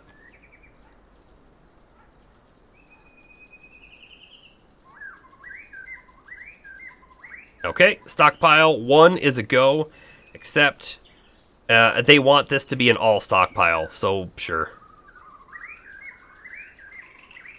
Later, you might want to customize your stockpile, which is true. Yeah, right, to forbid refuse, which is great. And in fact, we're going to come in here now, and we're going to do that. Corpses, no thank you. Refuse, none of it. Stone and wood I don't really want in there, but we're going to leave it for now. We'll come back.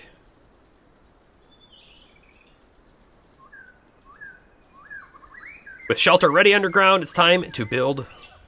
First, you're going to need building materials like wood or boulders. Before you start chopping down trees, you may want to create a dedicated wood stockpile. Haulers will also drop wood in your all stockpile unless you turn it off in the custom menu, which we did. No, we didn't, but I think I'm going to want to. When you're ready, yep, go to the wood cutting menu. Yep. We're going to chop some trees. We have lots of trees to pick from. But before that, we will set up a little stockpile right here. Just for wood.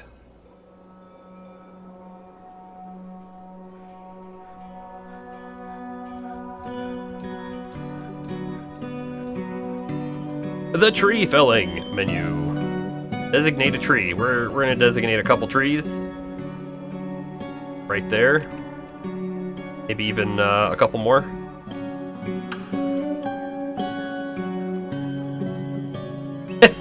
Have you tried setting it to Wumbo? No, I didn't.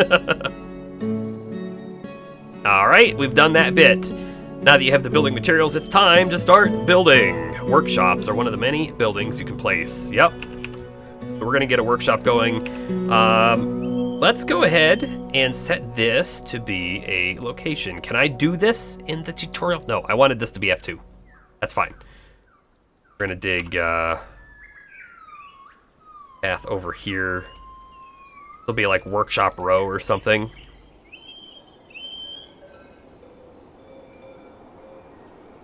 I think that's going to be good. Get a door there. Door there. Get another 4x4.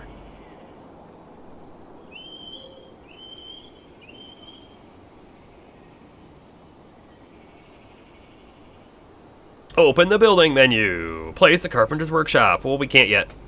Soon. Real soon. Again, like, the tutorial is unfortunate that it's locking me out of things, because I would love to set up a secondary miner and make this go faster. Ah, notice, okay, I can't see this, but this looks like dirt already, so we should be able to potentially make a new, like, farm field section over here and not have to worry about trying to cart in our soil. This, on the other hand, is stone, so looks like we're going to want to be up this way and not down this way. And this stockpile is also clearly not large enough for all of our stuff. Workshop. Carpenter somewhere. Here it is. In it goes. I don't care what it was made out of, but I do want to put that back.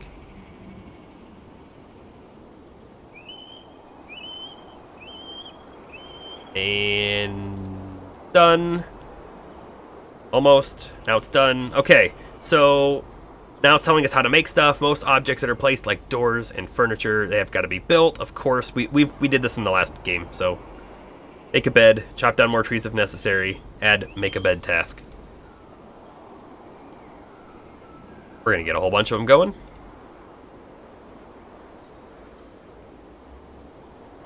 making the bed. This is what that person's doing. Thank you very much, Bomber. Do greatly appreciate it.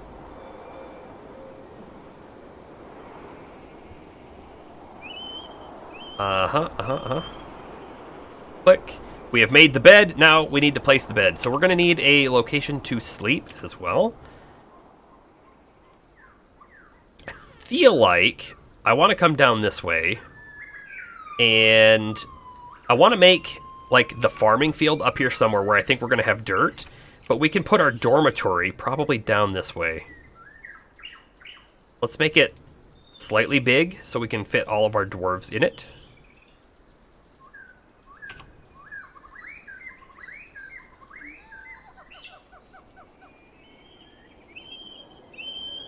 How are you liking this game so far, Bomber? Does it look cool? Is it good to watch so far? Build, furniture, bed.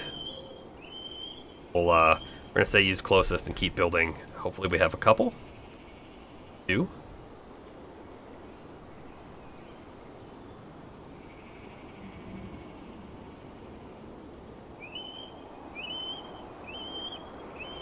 Okay, we've placed the bed. With a bed place, your workers will have somewhere to sleep.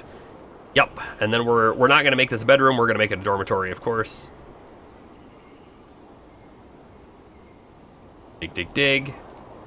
There we go. That's the rest of our stuff. Okay.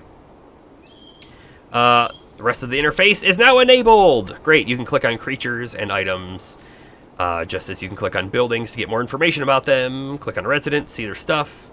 You can also access information from the citizens button. Let's click on this dude. Wait, there we go. It was still in that you don't have a bed to place mode. Okay, so we've now clicked on them. Feel free to pause and check out the information. Right click to dismiss the information. So who is this? 84-year-old Sigun, who is our miner. They have a lover. Zon, whipped hopeful. Yes, random events are a fun challenge. Yeah, it's every fort you do is going to be different. It just is going to be different, and that's part of the like fun of this game. Is there structural integrity? Will there be a collapse? I think so, but I don't know what the conditions are for that. I do know that you can't have like floating blocks that I'm aware of, floating walls and that kind of stuff.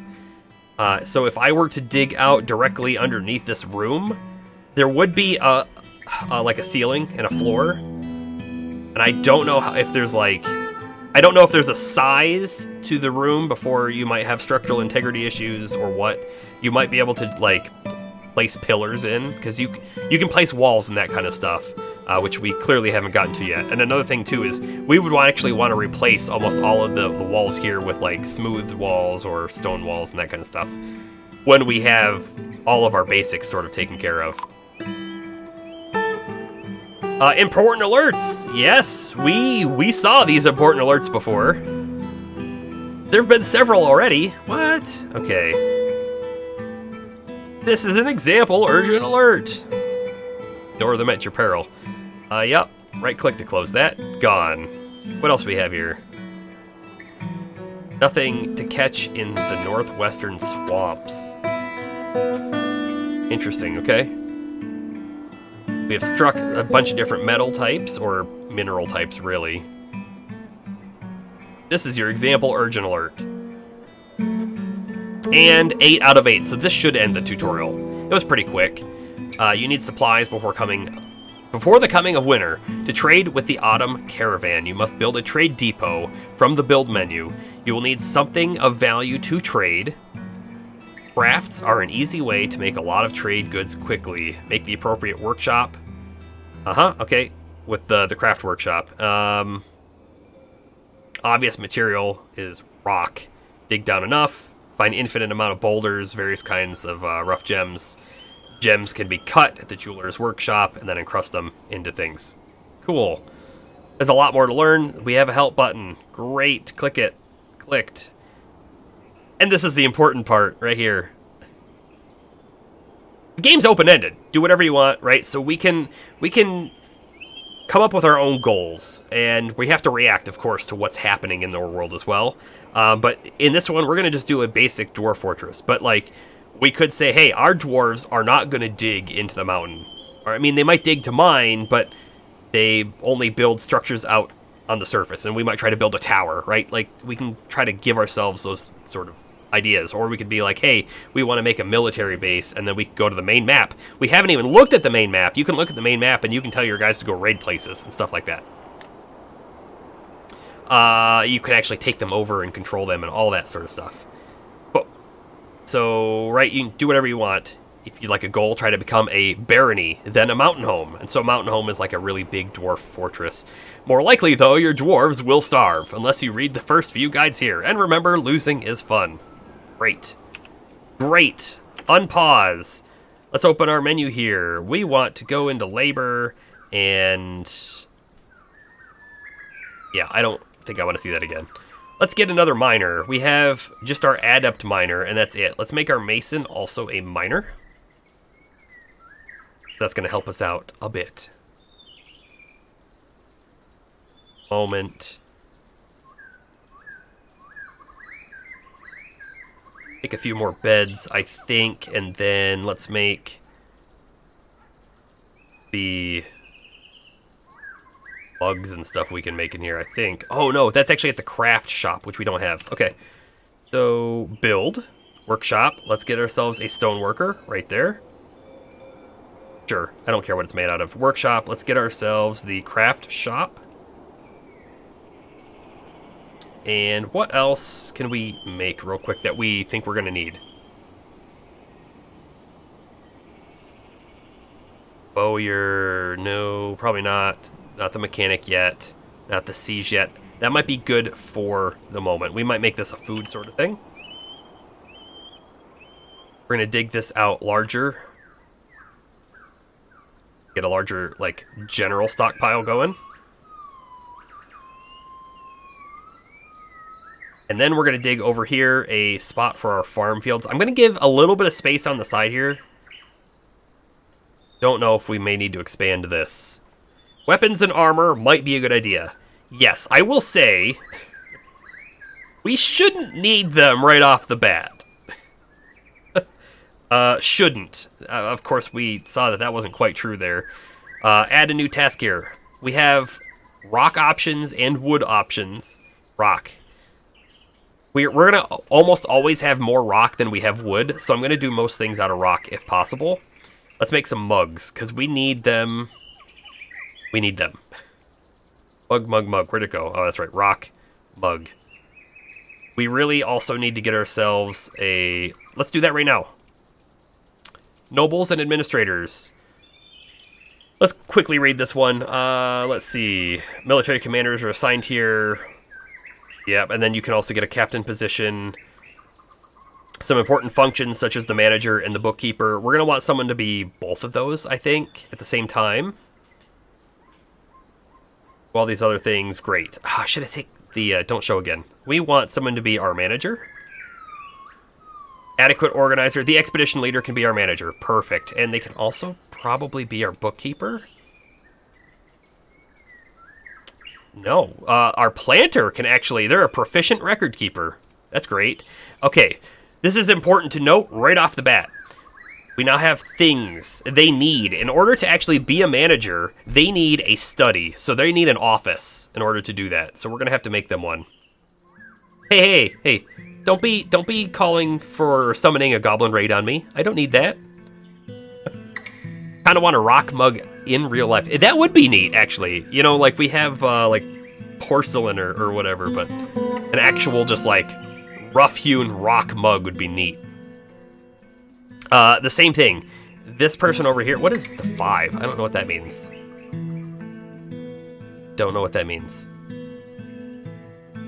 We'll have to figure that out later. But again, our bookkeeper is also going to need a study. But we'll get them both going soon. If this is our dormitory section, we're going to want to build like individual rooms for each dwarf as well. But before we get there, right, the dormitory is going to be good. Let's actually get that zoned because I don't think I did that.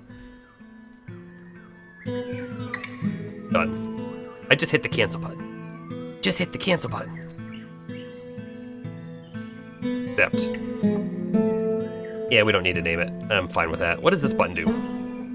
Assign a new or existing location to this zone. Locations and groups of zones and rooms with a larger purpose. Okay. Like a tavern, a temple, library. Okay. Oh, yeah. Oh, right. Yeah, we don't need to touch that right now. This is perfect, though. Before we get the offices going, craft, workshop, farming, farm plot. Check this out. We can now actually do this because we had soil here instead of stone like our previous place did. So let's get them going there. We're gonna come over here to our stockpile and repaint it. Boom. Bigger, badder. New stockpile. All right, we were sort of setting this up before. This is going to be a wood-only stockpile that's going to take from that one. Done.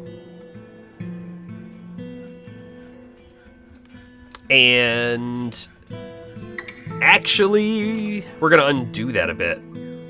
I want this to not take from this one. We want it to take from the one outside. Done. And we'll just let all of our wood sort of sit out there for now. We're gonna want to bring it in eventually once we get more stuff going. But what I'm gonna do is I'm actually gonna come over here and tell this stockpile to no longer do wood.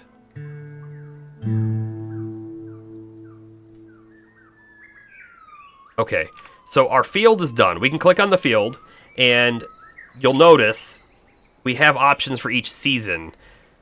But we're going to do the plump helmets on all of them for now.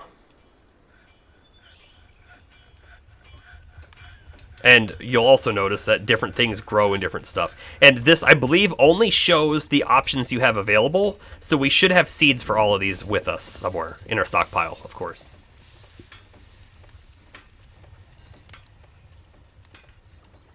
Pretty close to our farm field, I think we're going to want to have our brewery. So I think we'll put it across the way, by the dormitory even.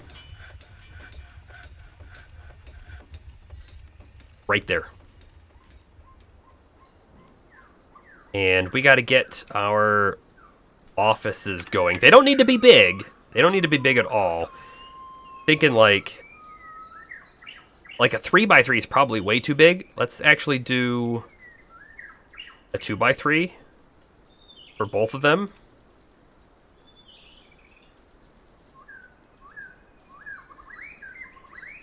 Yes, so that's what we can farm here. Plump helmets are a mushroom. Dimple cups are a mushroom. These quarry bushes, I think, are also mushroom, and sweet pods might be a mushroom. Cave wheat, right, is another thing. Pigtails might be a mushroom too. I'm really not sure on that. That being said, we could have farms up on the surface that are growing normal wheat and normal plants, lettuce, cabbage, strawberries, whatever, right? And we might get to that as well. Depends, right? If we did, we'd want it to be fortified somehow. We don't have a great way to do that yet. Oh, also, we need to set a new zone, and it's not a zone. Oh, yes, it is. Pasture. We're just gonna, like, set this up over here. Our animal pasture, except place in everything. Oh, we have a hunting dog. Neat. Horse. Guinea cock. Autosave, because we are now in summer.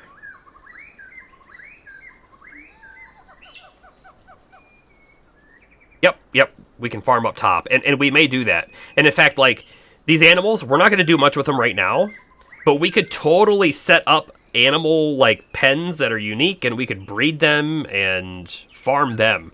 Because you can butcher them, get food from them, you can get their hide, tan it, make stuff out of it. Like, it is worthwhile to do so. It's just, I'm going to say, I mean, for me anyways, it's not really like an early game sort of situation. Okay, set our thing here to remove. Kind of wondering, can I, like,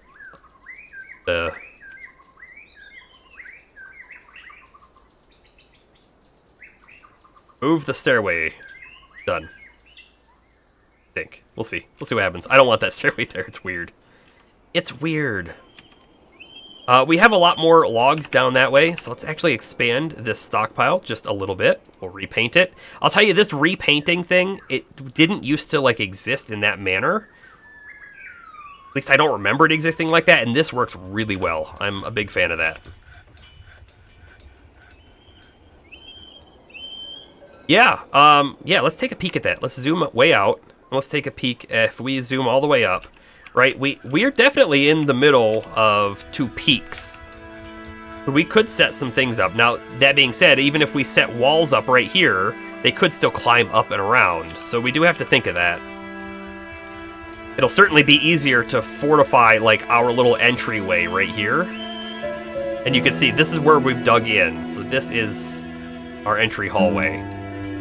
And then from here, we go down 2. And that's slightly by design, right? Because I think we'll be safer underground like this, even though we don't have that much in the way.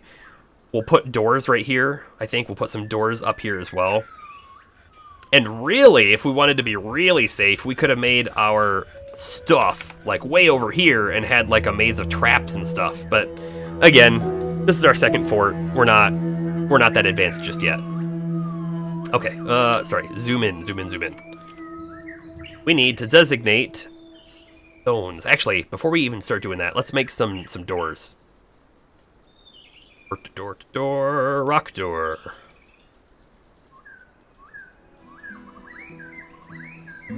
Doors are going to be important for a bunch of stuff, of course. We're going to need a new workshop for food, farming, the still, right there. And then, you know what? I do not like how I did that. I meant to keep the hallway, and we lost the hallway. That's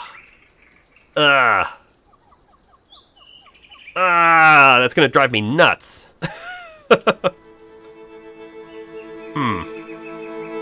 I'm trying to figure out how we salvage this, and I don't know if we do. I wanted to put another room right down here. We'll leave it for now. But yes, barricades and stuff. Like, you can absolutely do that. So in one of the forts that I had played in the old version of the game, I had a big entryway. Let's look at this one, right? So my entryway was like this, but it was three wide. And I did that on purpose so that the caravan for the traders could come in. And I had like a big section set up for the caravan, and then off of there, I had a thing, and my stairs down were over there, right? But over here, I had drawbridges. And I had a big pit. So the drawbridges would go up, and no one could get in or out. And I could actually activate them separately, because you can create contraptions. You can make levers, and you can have your levers control different things. So we could actually set up, like, we could set up a big wall even, that's a big door that opens and closes, and all sorts of, like, crazy cool things like that. We could even, eventually, like, pump lava from way down in the ground all the way up and have it sitting here and ready. We could be invaded, and we could drop the lava on the invader. Cool. Again, not like a day one sort of thing you get set up, but... Alright, let's see. In our field, we can see we have a bunch of plump helmet spawn in there, which is pretty good. We don't have any more seeds to plant. I did see that they had harvested some of them, so that's good to know. We probably have a door ready. Let's make sure we do. Or please. Yeah, use the closest, that's fine. Right there and there. And then we need to probably a zone. Yes, an office. That's one office. That's another office. Okay. Oh, no. Whoa, wait. That made it one single office. Remove that. I wasn't ready for that. Accept. And then we're going to do a second one. Okay. So this is going to be our manager's office. And then this one is going to be our bookkeeper's office. Okay. Now then, I need to assign who can go there. Manager. Who is, this is our manager, right? Yes. So it's their office. We're gonna come here, and this is our bookkeeper's office. Okay, so they needed to have a meager study, which I don't know if they have yet. We'll come in here and find out. Don't show again. Thank you. They do. I think they would prefer to have a table, like a desk and a chair, so we're gonna do that too. Can you make a shelter area in case invaded? Yes. Yes, we can. And we'll get there. We will. Let's see. We have work orders now. Work orders can be added specifically for this shop. Okay. Let's see how this works. We want to make some tables. Make rock table. I can click that. Look at this now. I now have options. I can say, like, make 10. We don't have to go into the menu 10 times and do it. This lets me specify 6. Done. Okay. Done. If we click on it again, we should see that the person is there making rock table, which is great. Let's see. What other things should we get making? Over here. A work order. This is going to be a lot more interesting. We want to brew drink from plant. Okay, so we're going to make the plump helmets that we're harvesting up here into drink. But we're going to do some fancy things. Work orders, okay? Used to automate tasks in the workshop. These work orders are set to complete a certain number of tasks and can be given start conditions. So that's what we're going to do. You could make wooden bins if you're out of empty ones, right? We're going to do that too. But to brew drinks if you were running low, or to make 5 statues every month. All sorts of, like, things we can do there, right?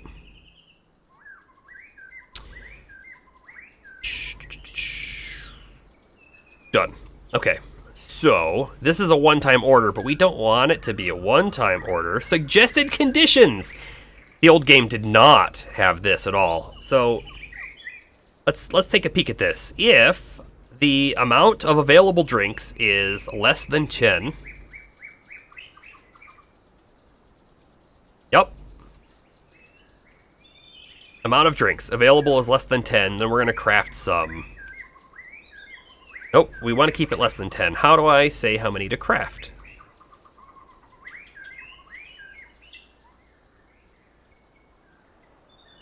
Hold up, hold up. Come back into this. Oh, this is what we're going to do. We're going to brew 10 drinks if we're less than 10. That's what's going to happen. And the conditions are checked daily. Let's actually have this say more than 10. Let's change that value. Is it here? Not there. That one do. No, no, no, no. Yep, we want that. I want to say make the activation of the work order depend on the status of another work order. Interesting. No, I really wanted to say... I just wanted to change that number, and I'm not sure if I can do that still. Here we can. All right. Let's say 25.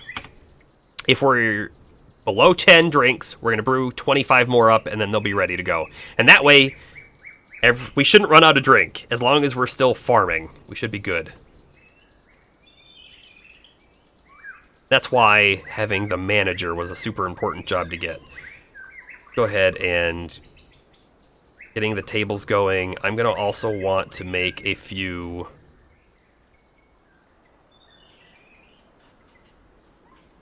chairs. Chair.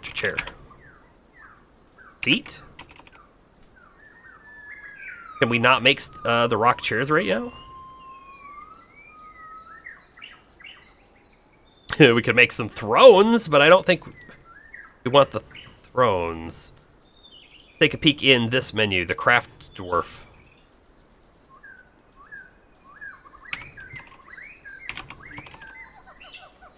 Okay. Hold on. We gotta find something here. Rock. The craft Dwarf is usually like smaller things. This could potentially just be a wooden item. Make wooden chair. Alright. Let's go ahead and set up a work order for chairs. Let's just make 10.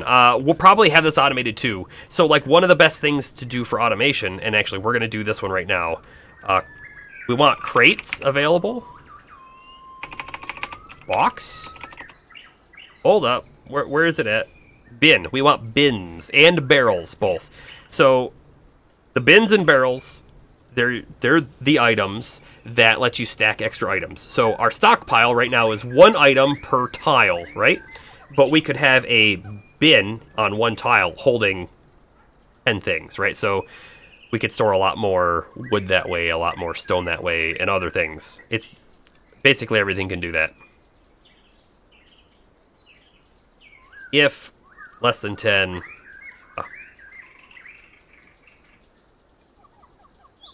If our amount of empty bins available is less than 10, I think we want to change this. Let's actually just make it like 2. Then we're going to craft some. And I don't think we want to craft 10. We can come back and we know now we can change it from this one here. If it's less than 2, let's make 4. Kind of keep it low. We're going to want to set up a very similar thing for barrels.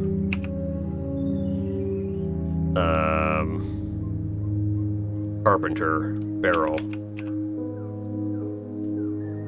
Make wooden barrel. We're gonna basically copy what we did. Oh wait, why doesn't that button work?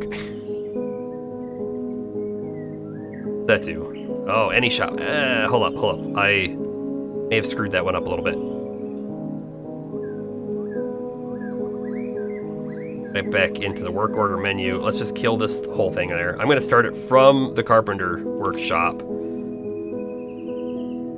Think.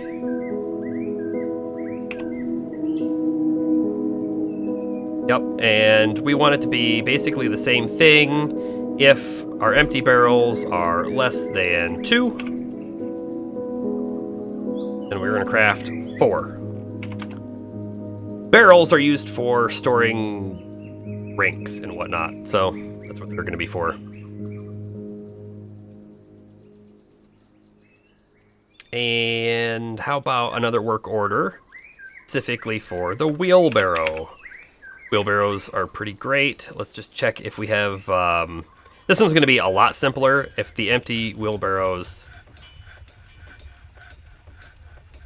See, here's another interesting thing. There's empty wheelbarrow and wheelbarrow. You know what? In fact, I don't want to set that one up yet. Let's just go ahead and make some. I'm going to say like 5. 5 will be good to kind of get us going. New stockpile. Right here. This one is going to be our drinks, basically. Let's go into custom. We want specifically food, and I think we want our plump. Although, how do I find them? That's the real question. Where are they going to be at? Plump helmet. There we go. Plump helmets can go there, because we used a plump helmet to craft the drink. Okay, so that's just for plump helmets, and then we'll have a second little stockpile, I think. You know, we need to craft our meeting area, and we need to craft our dining area, which I think are probably going to be shared locations.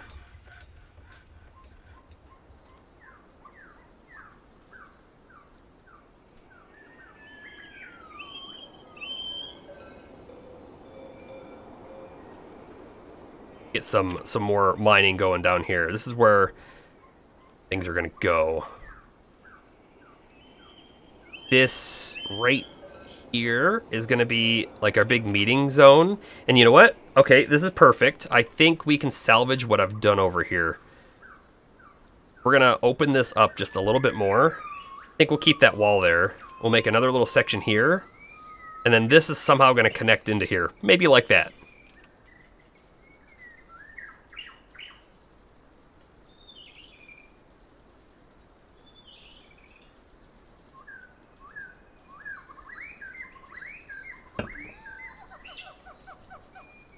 We've struck some more things. Summer has arrived.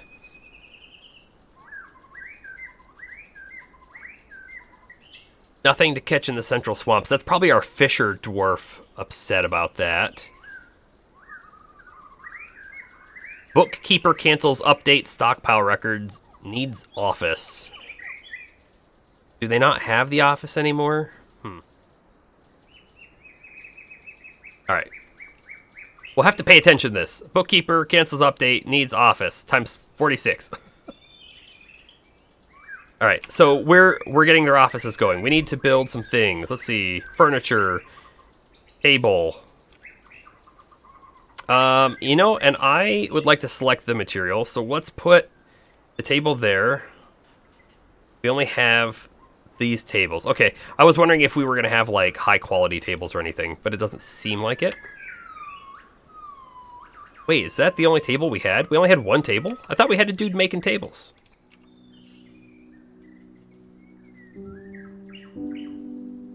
What happened to our tables? I'm so confused.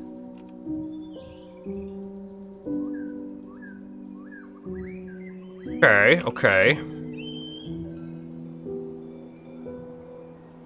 We're gonna expand his back room. So this is where a lot of stone should go. We're gonna expand that out and make sure this is just a stone stockpile. The honored dwarven pastime of interior decorating. Yes. It is true, though. We'll eventually be making, like, statues, and we're gonna, like, replace the floors and tile it up and do walls and all that kind of fancy stuff. Eventually.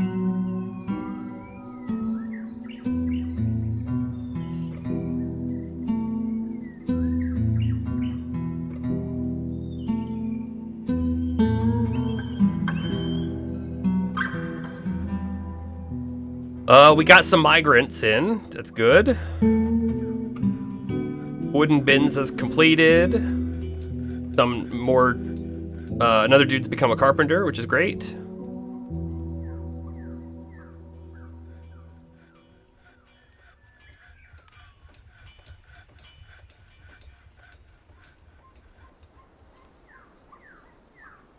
We're gonna set up a stockpile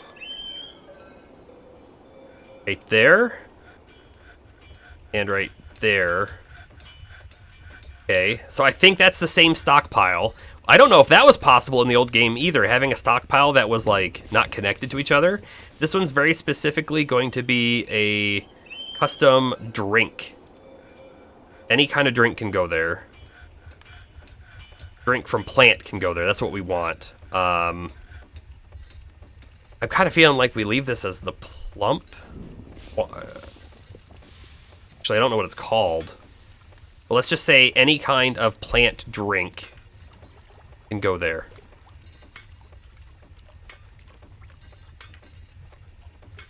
Okay. Then we need to make sure that the max barrel... Okay, max barrel's 2, so we're going to want a barrel in each spot because we have to fill the barrel up with the drink. Pretty self-explanatory, I think, on that. New zone. Let's get the meeting area assigned. Done. Accept. Thank you. And we're also going to set this to be our dining hall. So we're going to need to make sure we've got some more tables to go as well. And again, I don't know what happened to our tables. Furniture. Get a chair going. That one. Let's see. What do we got? We've got some... This is like a higher quality chair. We have a couple higher quality mango wood chairs. Yeah, mango wood chair is great. And then we're going to put another one in here.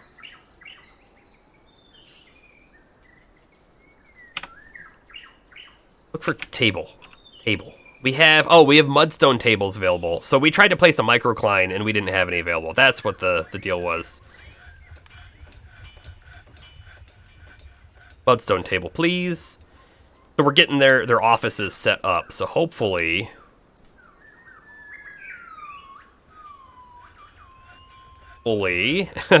this area is good now. Make rock table's been completed. Let's take a peek again. It needs a non-ergonomic rock. Yes. So we can see some people don't have a job. They're not doing anything. And we should probably get them doing something, but I'm not going to worry about it too much. What is this? Oh, remove from the current task. Okay. Let's go to our people over here. We have a little green checkbox in there now saying that we're good. Again, I still don't know what this 5 means, but...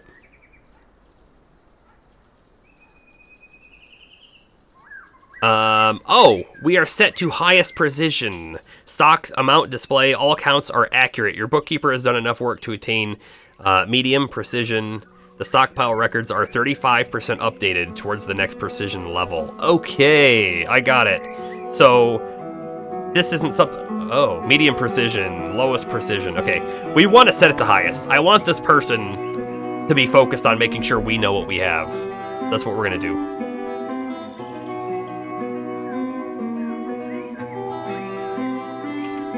Okay, so they had mentioned that traders will eventually come, and they will. You know, I thought we removed that stairwell. Hold on, let's come back here. I don't know. Because we're gonna build a trade depot, and that's gonna go outside. So the traders will show up, and we'll be able to trade with them out here somewhere. Probably like, there's good. Make it out of date palm, sure. We have a lot of that.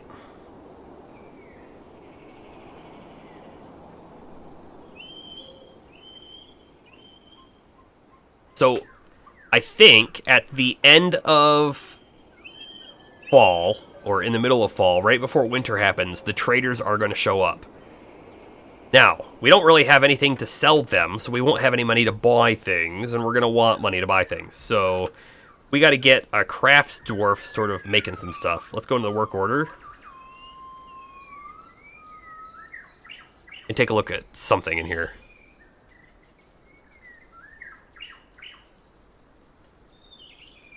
Like rings or amulets, or you can make musical instruments. In fact, I kind of feel like we don't want to look at that menu yet. I want to look at this menu because it's going to be easier to see stuff. Let's just look at the rock menu to start with.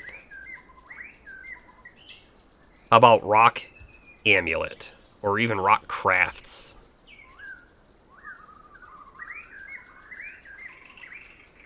Oh, that disappeared quick.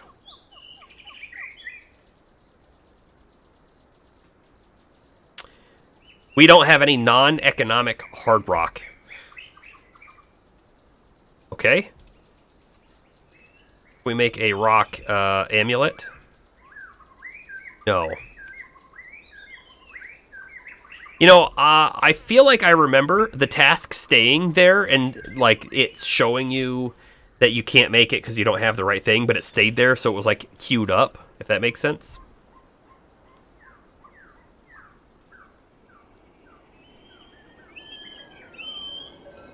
This one is just going to be stone. Stone goes there. We're probably going to need a really large stone stockpile somewhere else as well. That's going to be good for the moment. Workshop. We need to get under farming a kitchen. Kitchen in there.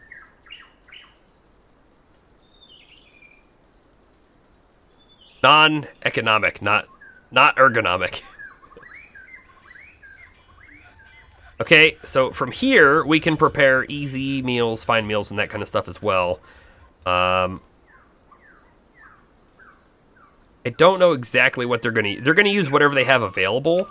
The problem is we don't really want to be cooking our plump helmets, because if you cook the plump helmet, you don't get the seeds, and we need the seeds in order to replant them. So we're going to have to kind of pay attention to that, but I'm going to make a little bit of food to start us off.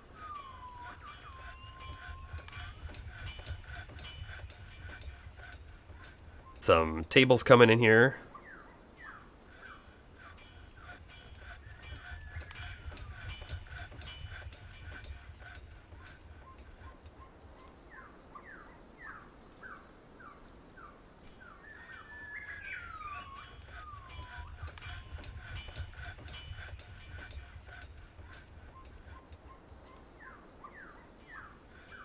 And we'll probably put a stockpile off of the kitchen area that holds our actual food.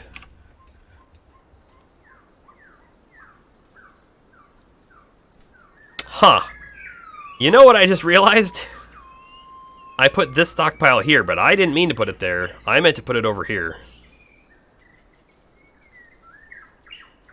You know, can I move it? Is that a thing? View stockpile. Repaint the stockpile. Yeah, let's try this. After it saves. Because now we're in autumn, so time is going. We're gonna put it right there. Or there, and then can I just come here and like unclick these? No, let's hit accept.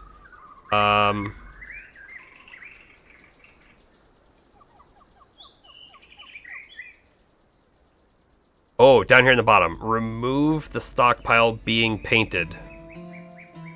Try that.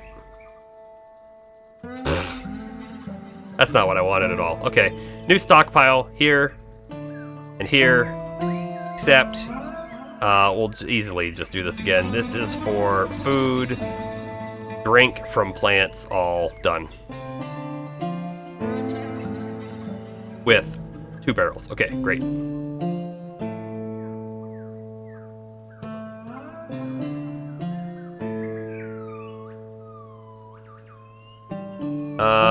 Oh.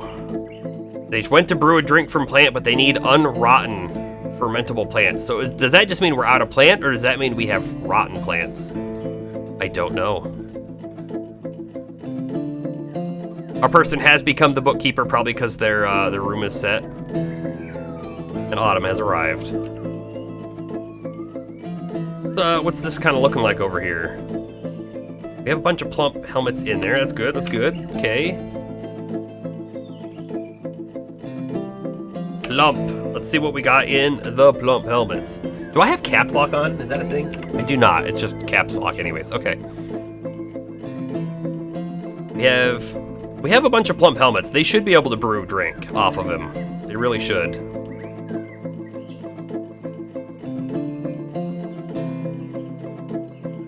So we have all of our like drink and stuff being up here, but we're gonna want to move the main food sort of stockpile down this way.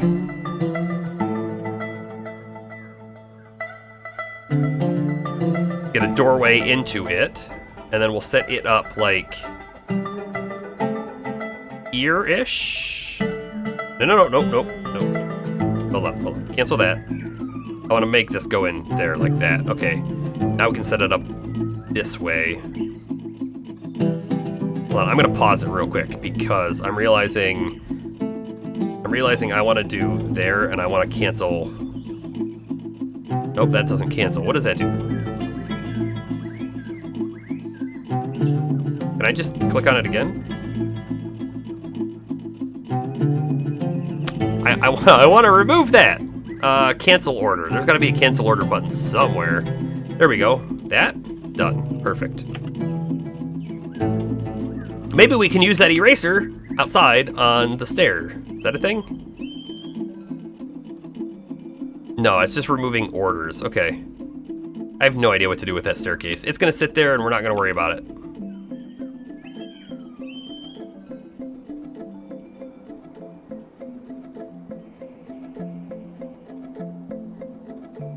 Door. We're gonna put a door here.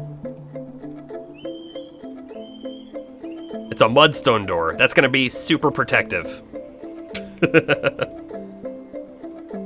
Oh, although it is a grim reminder of the winter hardships to come, the supply caravan from the symmetric floor is a welcome sight. Their eyes are alight with the anticipation of inspecting the splendid products of your industrious craft dwarves. And we probably don't have anything. We probably don't. We could probably sell them. I don't know if we're gonna have anything. We might be able to sell them some mugs that we made. Take careful stock of your own stores. What these merchants offer might very well be the difference between a prosperous future and a slow and meaningless death. Okay. So they're showing up. Let's pause the game. In order to actually interact with them, you do need to have a very specific person who is the broker. It's under mine. Yeah, I was in that section and I selected it to do something on the stairs and it didn't seem to do anything. We'll try it again here in a moment. Let's take a peek at our people here. They have a lot of things like negotiator, persuader, judge of intent, competent liar, intimidator, conversationalist, comedian. Okay. I'm kind of feeling like this top person is just fine for the job.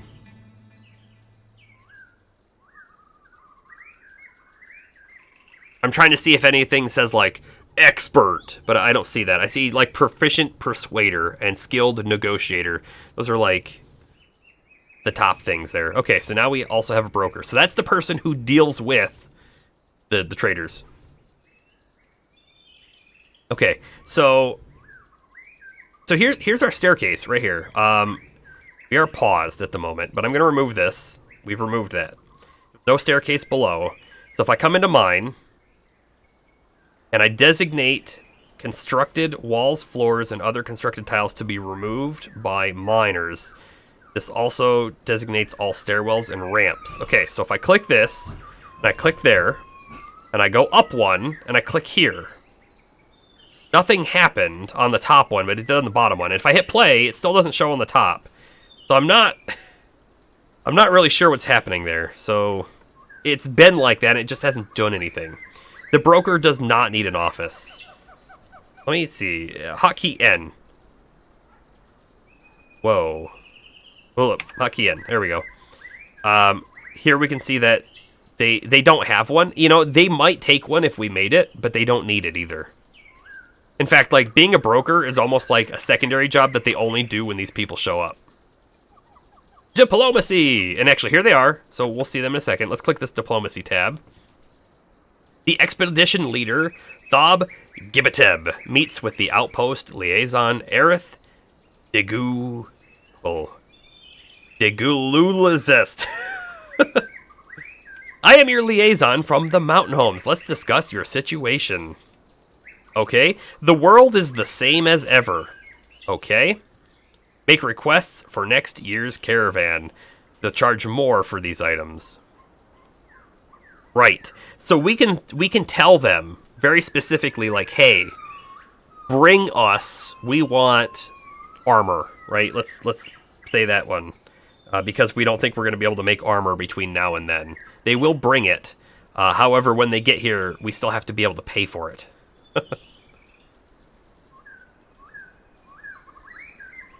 I don't know if there's anything like specific that I want to call out at this moment. I don't think I have enough experience in the game specifically to know that, like, I'm going to need X thing next year no matter what. If we leave it alone, if we say done, right? This is just saying what we want them to bring. But if we leave it alone, they're still going to come back and they're still going to bring stuff. It's just going to be less specified. So we should be good. Remember, trade agreements strengthen bonds. Please consider an import agreement next year. Okay. Let's discuss what you're willing to offer for your craft's dwarf ship. A need for goblets and tanned hides is expected, and if you are able to provide some, the caravan will offer 203% and 213% respectively. This export agreement only applies to trades next year, not with any merchants currently present. Okay, so that tells us tanned hides are not something we're going to be set up for, because we're going to need to have like a whole animal thing going and breed them and get them ready. But goblets, we could probably make a whole bunch of goblets for next year. So we're going to want to remember that. So we're going to unpause. They're going to come in. They're going to set up shop. That's kind of what they're doing right now. And our broker should be coming out. I thought that was the broker coming out. I'm not sure who that was. That's okay. I'm going to click on it now. Pause. So the broker is requested at the depot. Click that button. And our broker will show up. And when they get here, we should be able to see what they have. The other thing, too, is we actually do have to bring our goods out. So let's take a look at our goods. I don't want to sell the anvil. That would be a terrible idea. I don't really want to sell the bags either. I mean, I don't know that we're going to sell anything, right? We could try selling a barrel, maybe. We could even sell a barrel of wine, maybe.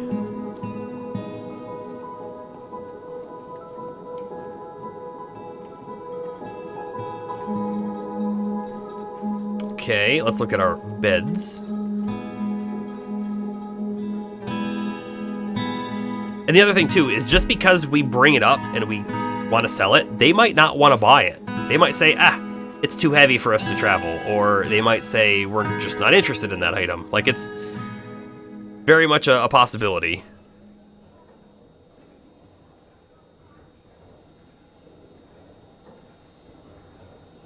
Like doors, they probably don't want to buy doors. They probably don't want to buy raw logs either, that kind of stuff. So unfortunately, I don't really think we have much to sell. Maybe they'd buy a wheelbarrow. Oh, and so here's the thing too, right? It is showing us the approximate value that we might be able to get. So what we're gonna do is we're gonna cancel that. We're gonna let our broker show up, and in fact, let's find them real quick. Broker. I think we just missed them. Oh, let me pause it real quick. Broker. Yeah, leave this menu, center on the creature. Okay, they're there now. Perfect. They got there. So if we click, we can now click the trade button, and we can actually see what they have. So let's see. What do they have? They have some cut gems. They have some blocks. They have some silk rope. Water skins. I mean, those actually might be important. The other thing, too, is we can see the value. And again, the value is actually approximate because we're able to barter with them. We can say how much we're willing to pay for the items. And then they can say whether or not they're willing to accept that payment. And if you offer way too low, they're going to get mad at you. Or if you keep pestering them on a price, they could get mad at you then, too.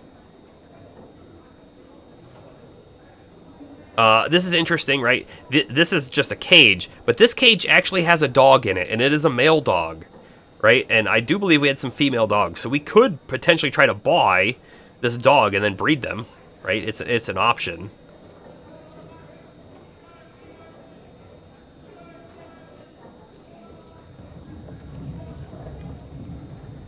Donkey's milk. Some weapons and stuff. Clothing.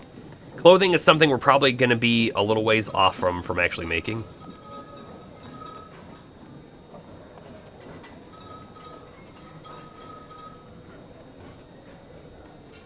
Bags are kind of important. It could be a thing that we want to try to get. We did have a few.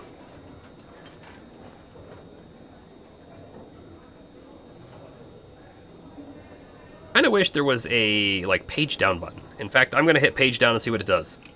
Nothing. Bunch of wool cloth.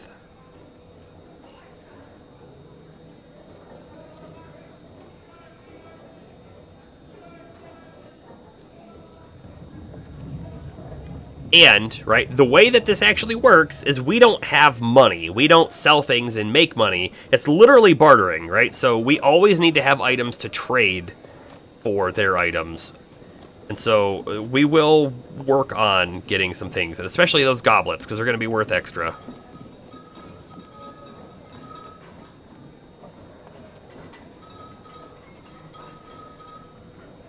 We have a bunch of plump... We could buy a bunch more plump helmets. It's an option.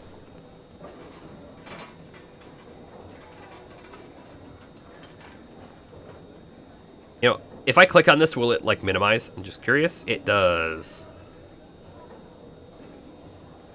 Bread. Or other things. Greaves. Loincloths. Backpacks. Probably a good thing, too. That probably helps them haul items faster, because they can probably haul more. Quivers are important if we get archery unit going. Food. Crutches. A keyboard. Melody pipes. And some sheets. Okay, I don't see anything in there that we need. I'm probably, like, missing something, like, super important. Let's look at seeds. I don't even know if they have any seeds. Okay. Oh well.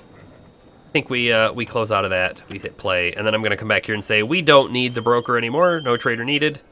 Go away. There's still gonna be our broker for later on, which is fine.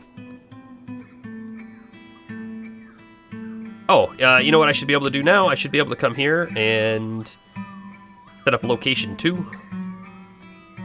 Call it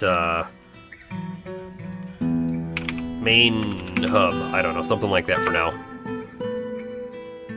F1, F2. Did I not? Oh. I have to hit the button. Okay. Boom. Now that'll work. F2 or F1, F2. Perfect. All right, let's take a peek real quick. What are these other things here? What does this button do? Recenter on the surface at this location. Great. The deepest discovered area at this location. That's also a great tool. We can clearly zoom in and out with those. Display water and magma depth numerically. Oh, hey. We know that there's water right here, right? Let's hit that button real quick. Stagnant water. We can see the depth now and the numbers. We can't see it there because we're actually one too high there. I got it. We can turn that off for now. What is this one? Show up and down arrows over ramps. Interesting. I don't think we need that. Let's take a look at that top bar. I have kind of been ignoring the top bar this whole time. We can see our name, our created wealth, how much money we have potentially in furniture or other objects. Kind of neat. This is our location name, Quietmirror Outpost. We can see our population. We have quite a few people in pretty happy, and the other half in meh. This is probably the stocks K button. Yes, it is. We can see our approximate, or probably accurate number of food items we have here. Our drink, our seeds, and all that stuff. Plant. Good to see. Seeds. What do we got? We got a bunch of pigtail seeds. We should potentially set up a whole second area to farm these things. We could. We could also alternate our field, right?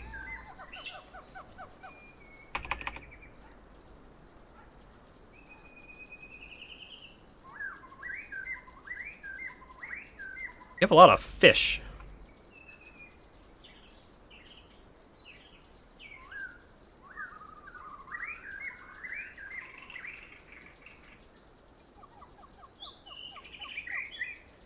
That play button. Okay. So winter is coming. And this time, I hope it doesn't bring undead. That's for sure.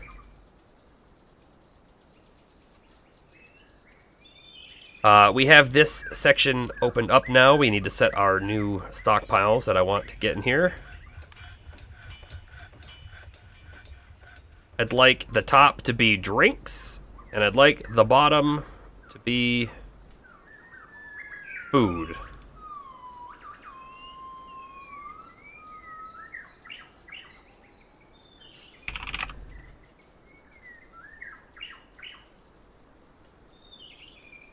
Drink all. It's fine on animal drink too. So just all of our drinks can go there. I think that's good. And then this one down here, custom. We want this one really to be food again. But we want it to be prepared meals, and I'm kind of wondering this meat I don't think is cooked.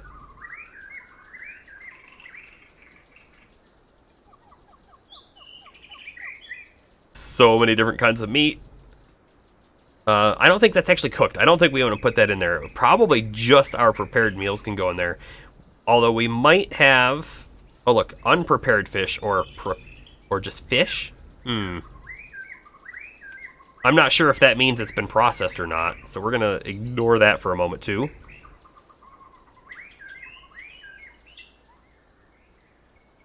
Salmonella. We could probably put some plants in here, maybe? I don't know. Hold on.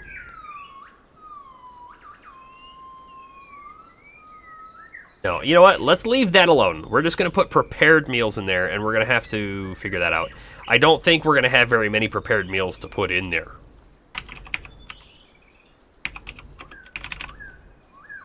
Prepared meals, done. In fact, like, maybe we do, like, prepared meals in a small section, and then we do, like, just the food area over here, so it's like a pantry. Or maybe we throw the pantry up here. Yeah, let's do that.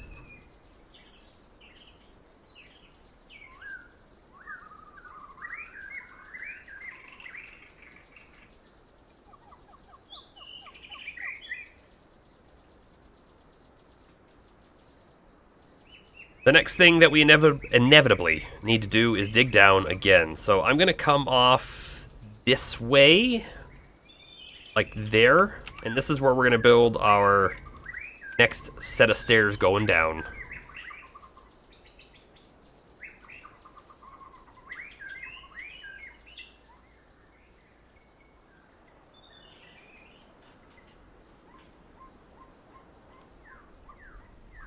And let's take it all the way down to elevation 30. We won't be able to see a whole lot, right? We can only see what they have seen when we get to those levels. But we're going to kind of look for some metals and stuff. But we also want stone, right? We don't really have a ton of stone, so we're going to be mining stone out as well. Like, here's shale down here. Gypsum, mudstone. The shale's probably like a harder stuff. The microcline might be hard too. Like, actual hardness of the rock does matter for things. I think we'll come down to this base, this bottom. We'll dig a new little base of operations. This is gonna be our initial mining section, I think. We're gonna end up digging a lot deeper, but I'm not ready to dig super deep yet, because the deeper you go, the more chance you have of caverns, and down in the caverns are where some spooky things live.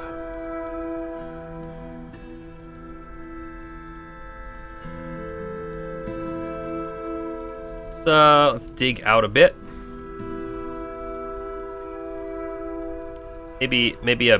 We'll do a big kind of poke hole down this way and see if anything shows up on the walls. Hematite, okay. I think there might be a way to say, like, mine all of a certain material. At least there was in the old one, and I don't know if that was from a mod or not. Let me see. Dig every tile selected, hotkey V. Dig only ore and gems selected. And auto mine any ore or gems of the same type which are uncovered. Hold on. If I hit V, what happens? Nothing. If I hit Shift V. Now what if I click that? I have no idea if that's going to do anything there. See what he does. Oh, perfect. So now I can select this one too, and he's going to mine all of that section as well. Then I can hit V again to put it back in normal mode.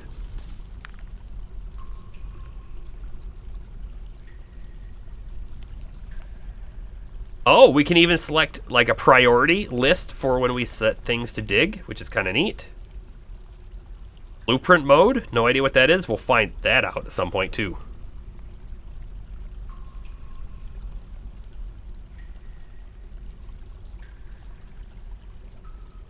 All right, let's click on this hematite. So this is hematite. Uses: ore of iron, making furniture and building. So it's kind of nice that we found some of that. I think we may need a like smelter or a forge to actually work it though. We'll have to figure that out too.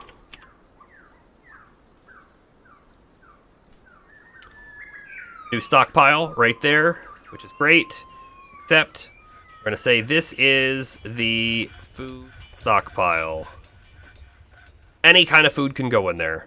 And then we're gonna come back to this one and we're gonna say, hey, you are going to take from here and whoops, done, right? And then this one down here, going to take from here. Now, I kind of wonder, if I click on this one, will it show us, if I come in this menu, it, look, drinks and prepared meals are both taking from it, which is good to know. So all food will go here, but then we'll prioritize drinks here and prepared meals down here.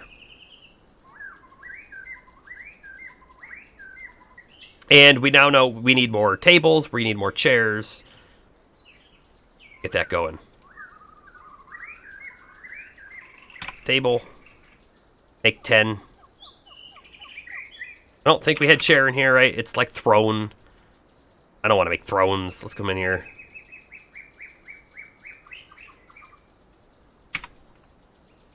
Make 10 of those too. Good. Get those going.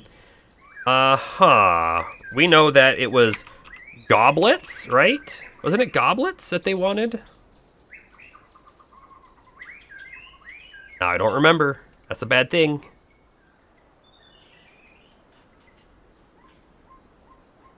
Yes, goblets. I didn't see goblets show up.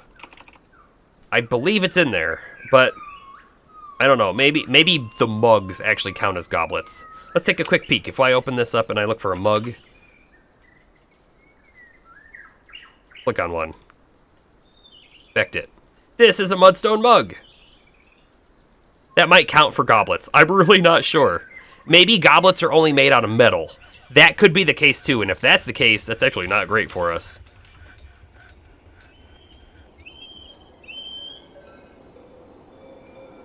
That being said, I do think that we're going to get some more mugs going. Let's get like 10 more mugs, I think.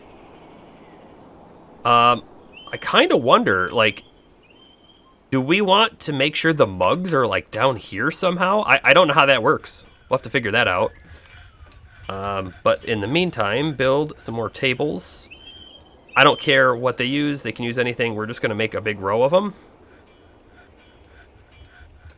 Hold on. Petitions. I didn't see that up there before.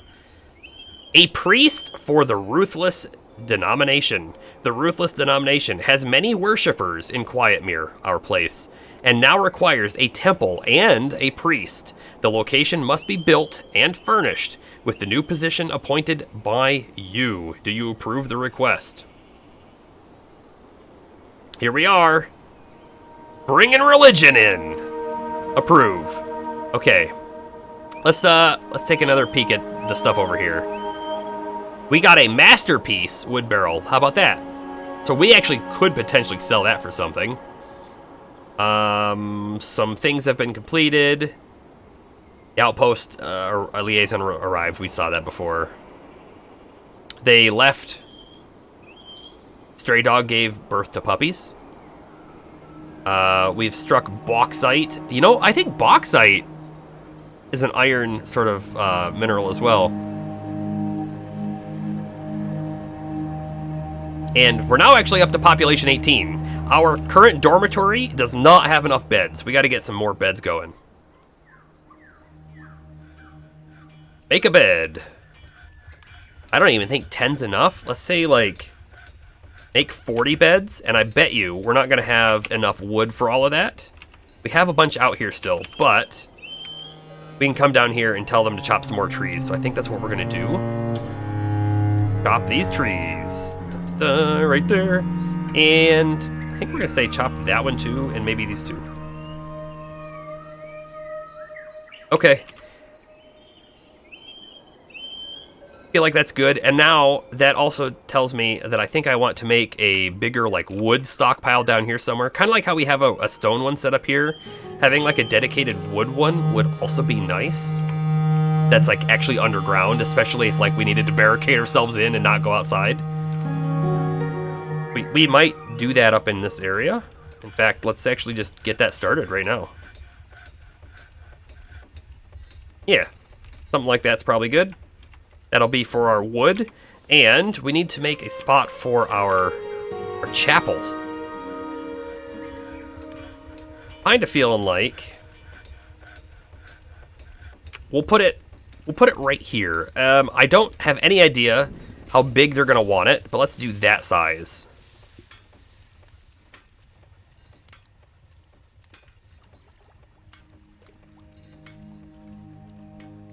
And fortunately, we're at the ending point for today's stream. We're at 3 hours. We did pretty good.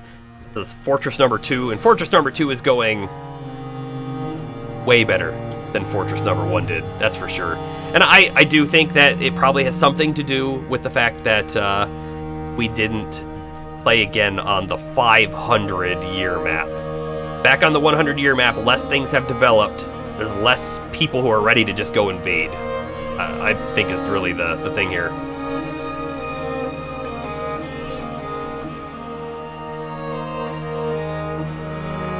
Stockpile. Set. Wood. Good. And we want to say this stockpile gives to this one, and it takes from this one. There. Now we won't forget to do that when we come back in the next stream. Yeah, I am excited. I hope this becomes a huge fortress as well. We have so many things to do, right? That we're not gonna be sitting here watching, right? We've got militias to get going. We've got metals to get smelting. We've got more crafts to get going. We have to make rooms for everyone. Right now we have a dormitory that doesn't have enough beds, but we're gonna want a room for each individual dwarf. So that's all to come. We're gonna get that here pretty soon, I think. Well, hopefully. So we're gonna save and return to the title menu. Save to this timeline. Yes, please. I don't know what that means yet, but we'll figure that out too. Our next stream, I'm not sure yet. We might play this again in the next one because I really want to keep playing this. That being said, I also really want to finish Monster Keeper, so we'll see where it goes. I'm not sure yet. Let me know. Let me know what you'd rather see next. We might be able to finish Monster Keeper in one more stream. It might be 2. I mean, it sounds like there's a whole new area that we still haven't been to, so that might be 2 streams still. That being said, play what you want and I'll show up. Thanks, Bomber. That's why I love you. Alrighty. This was a good one. Thank you for being here. Mark Serene signing off.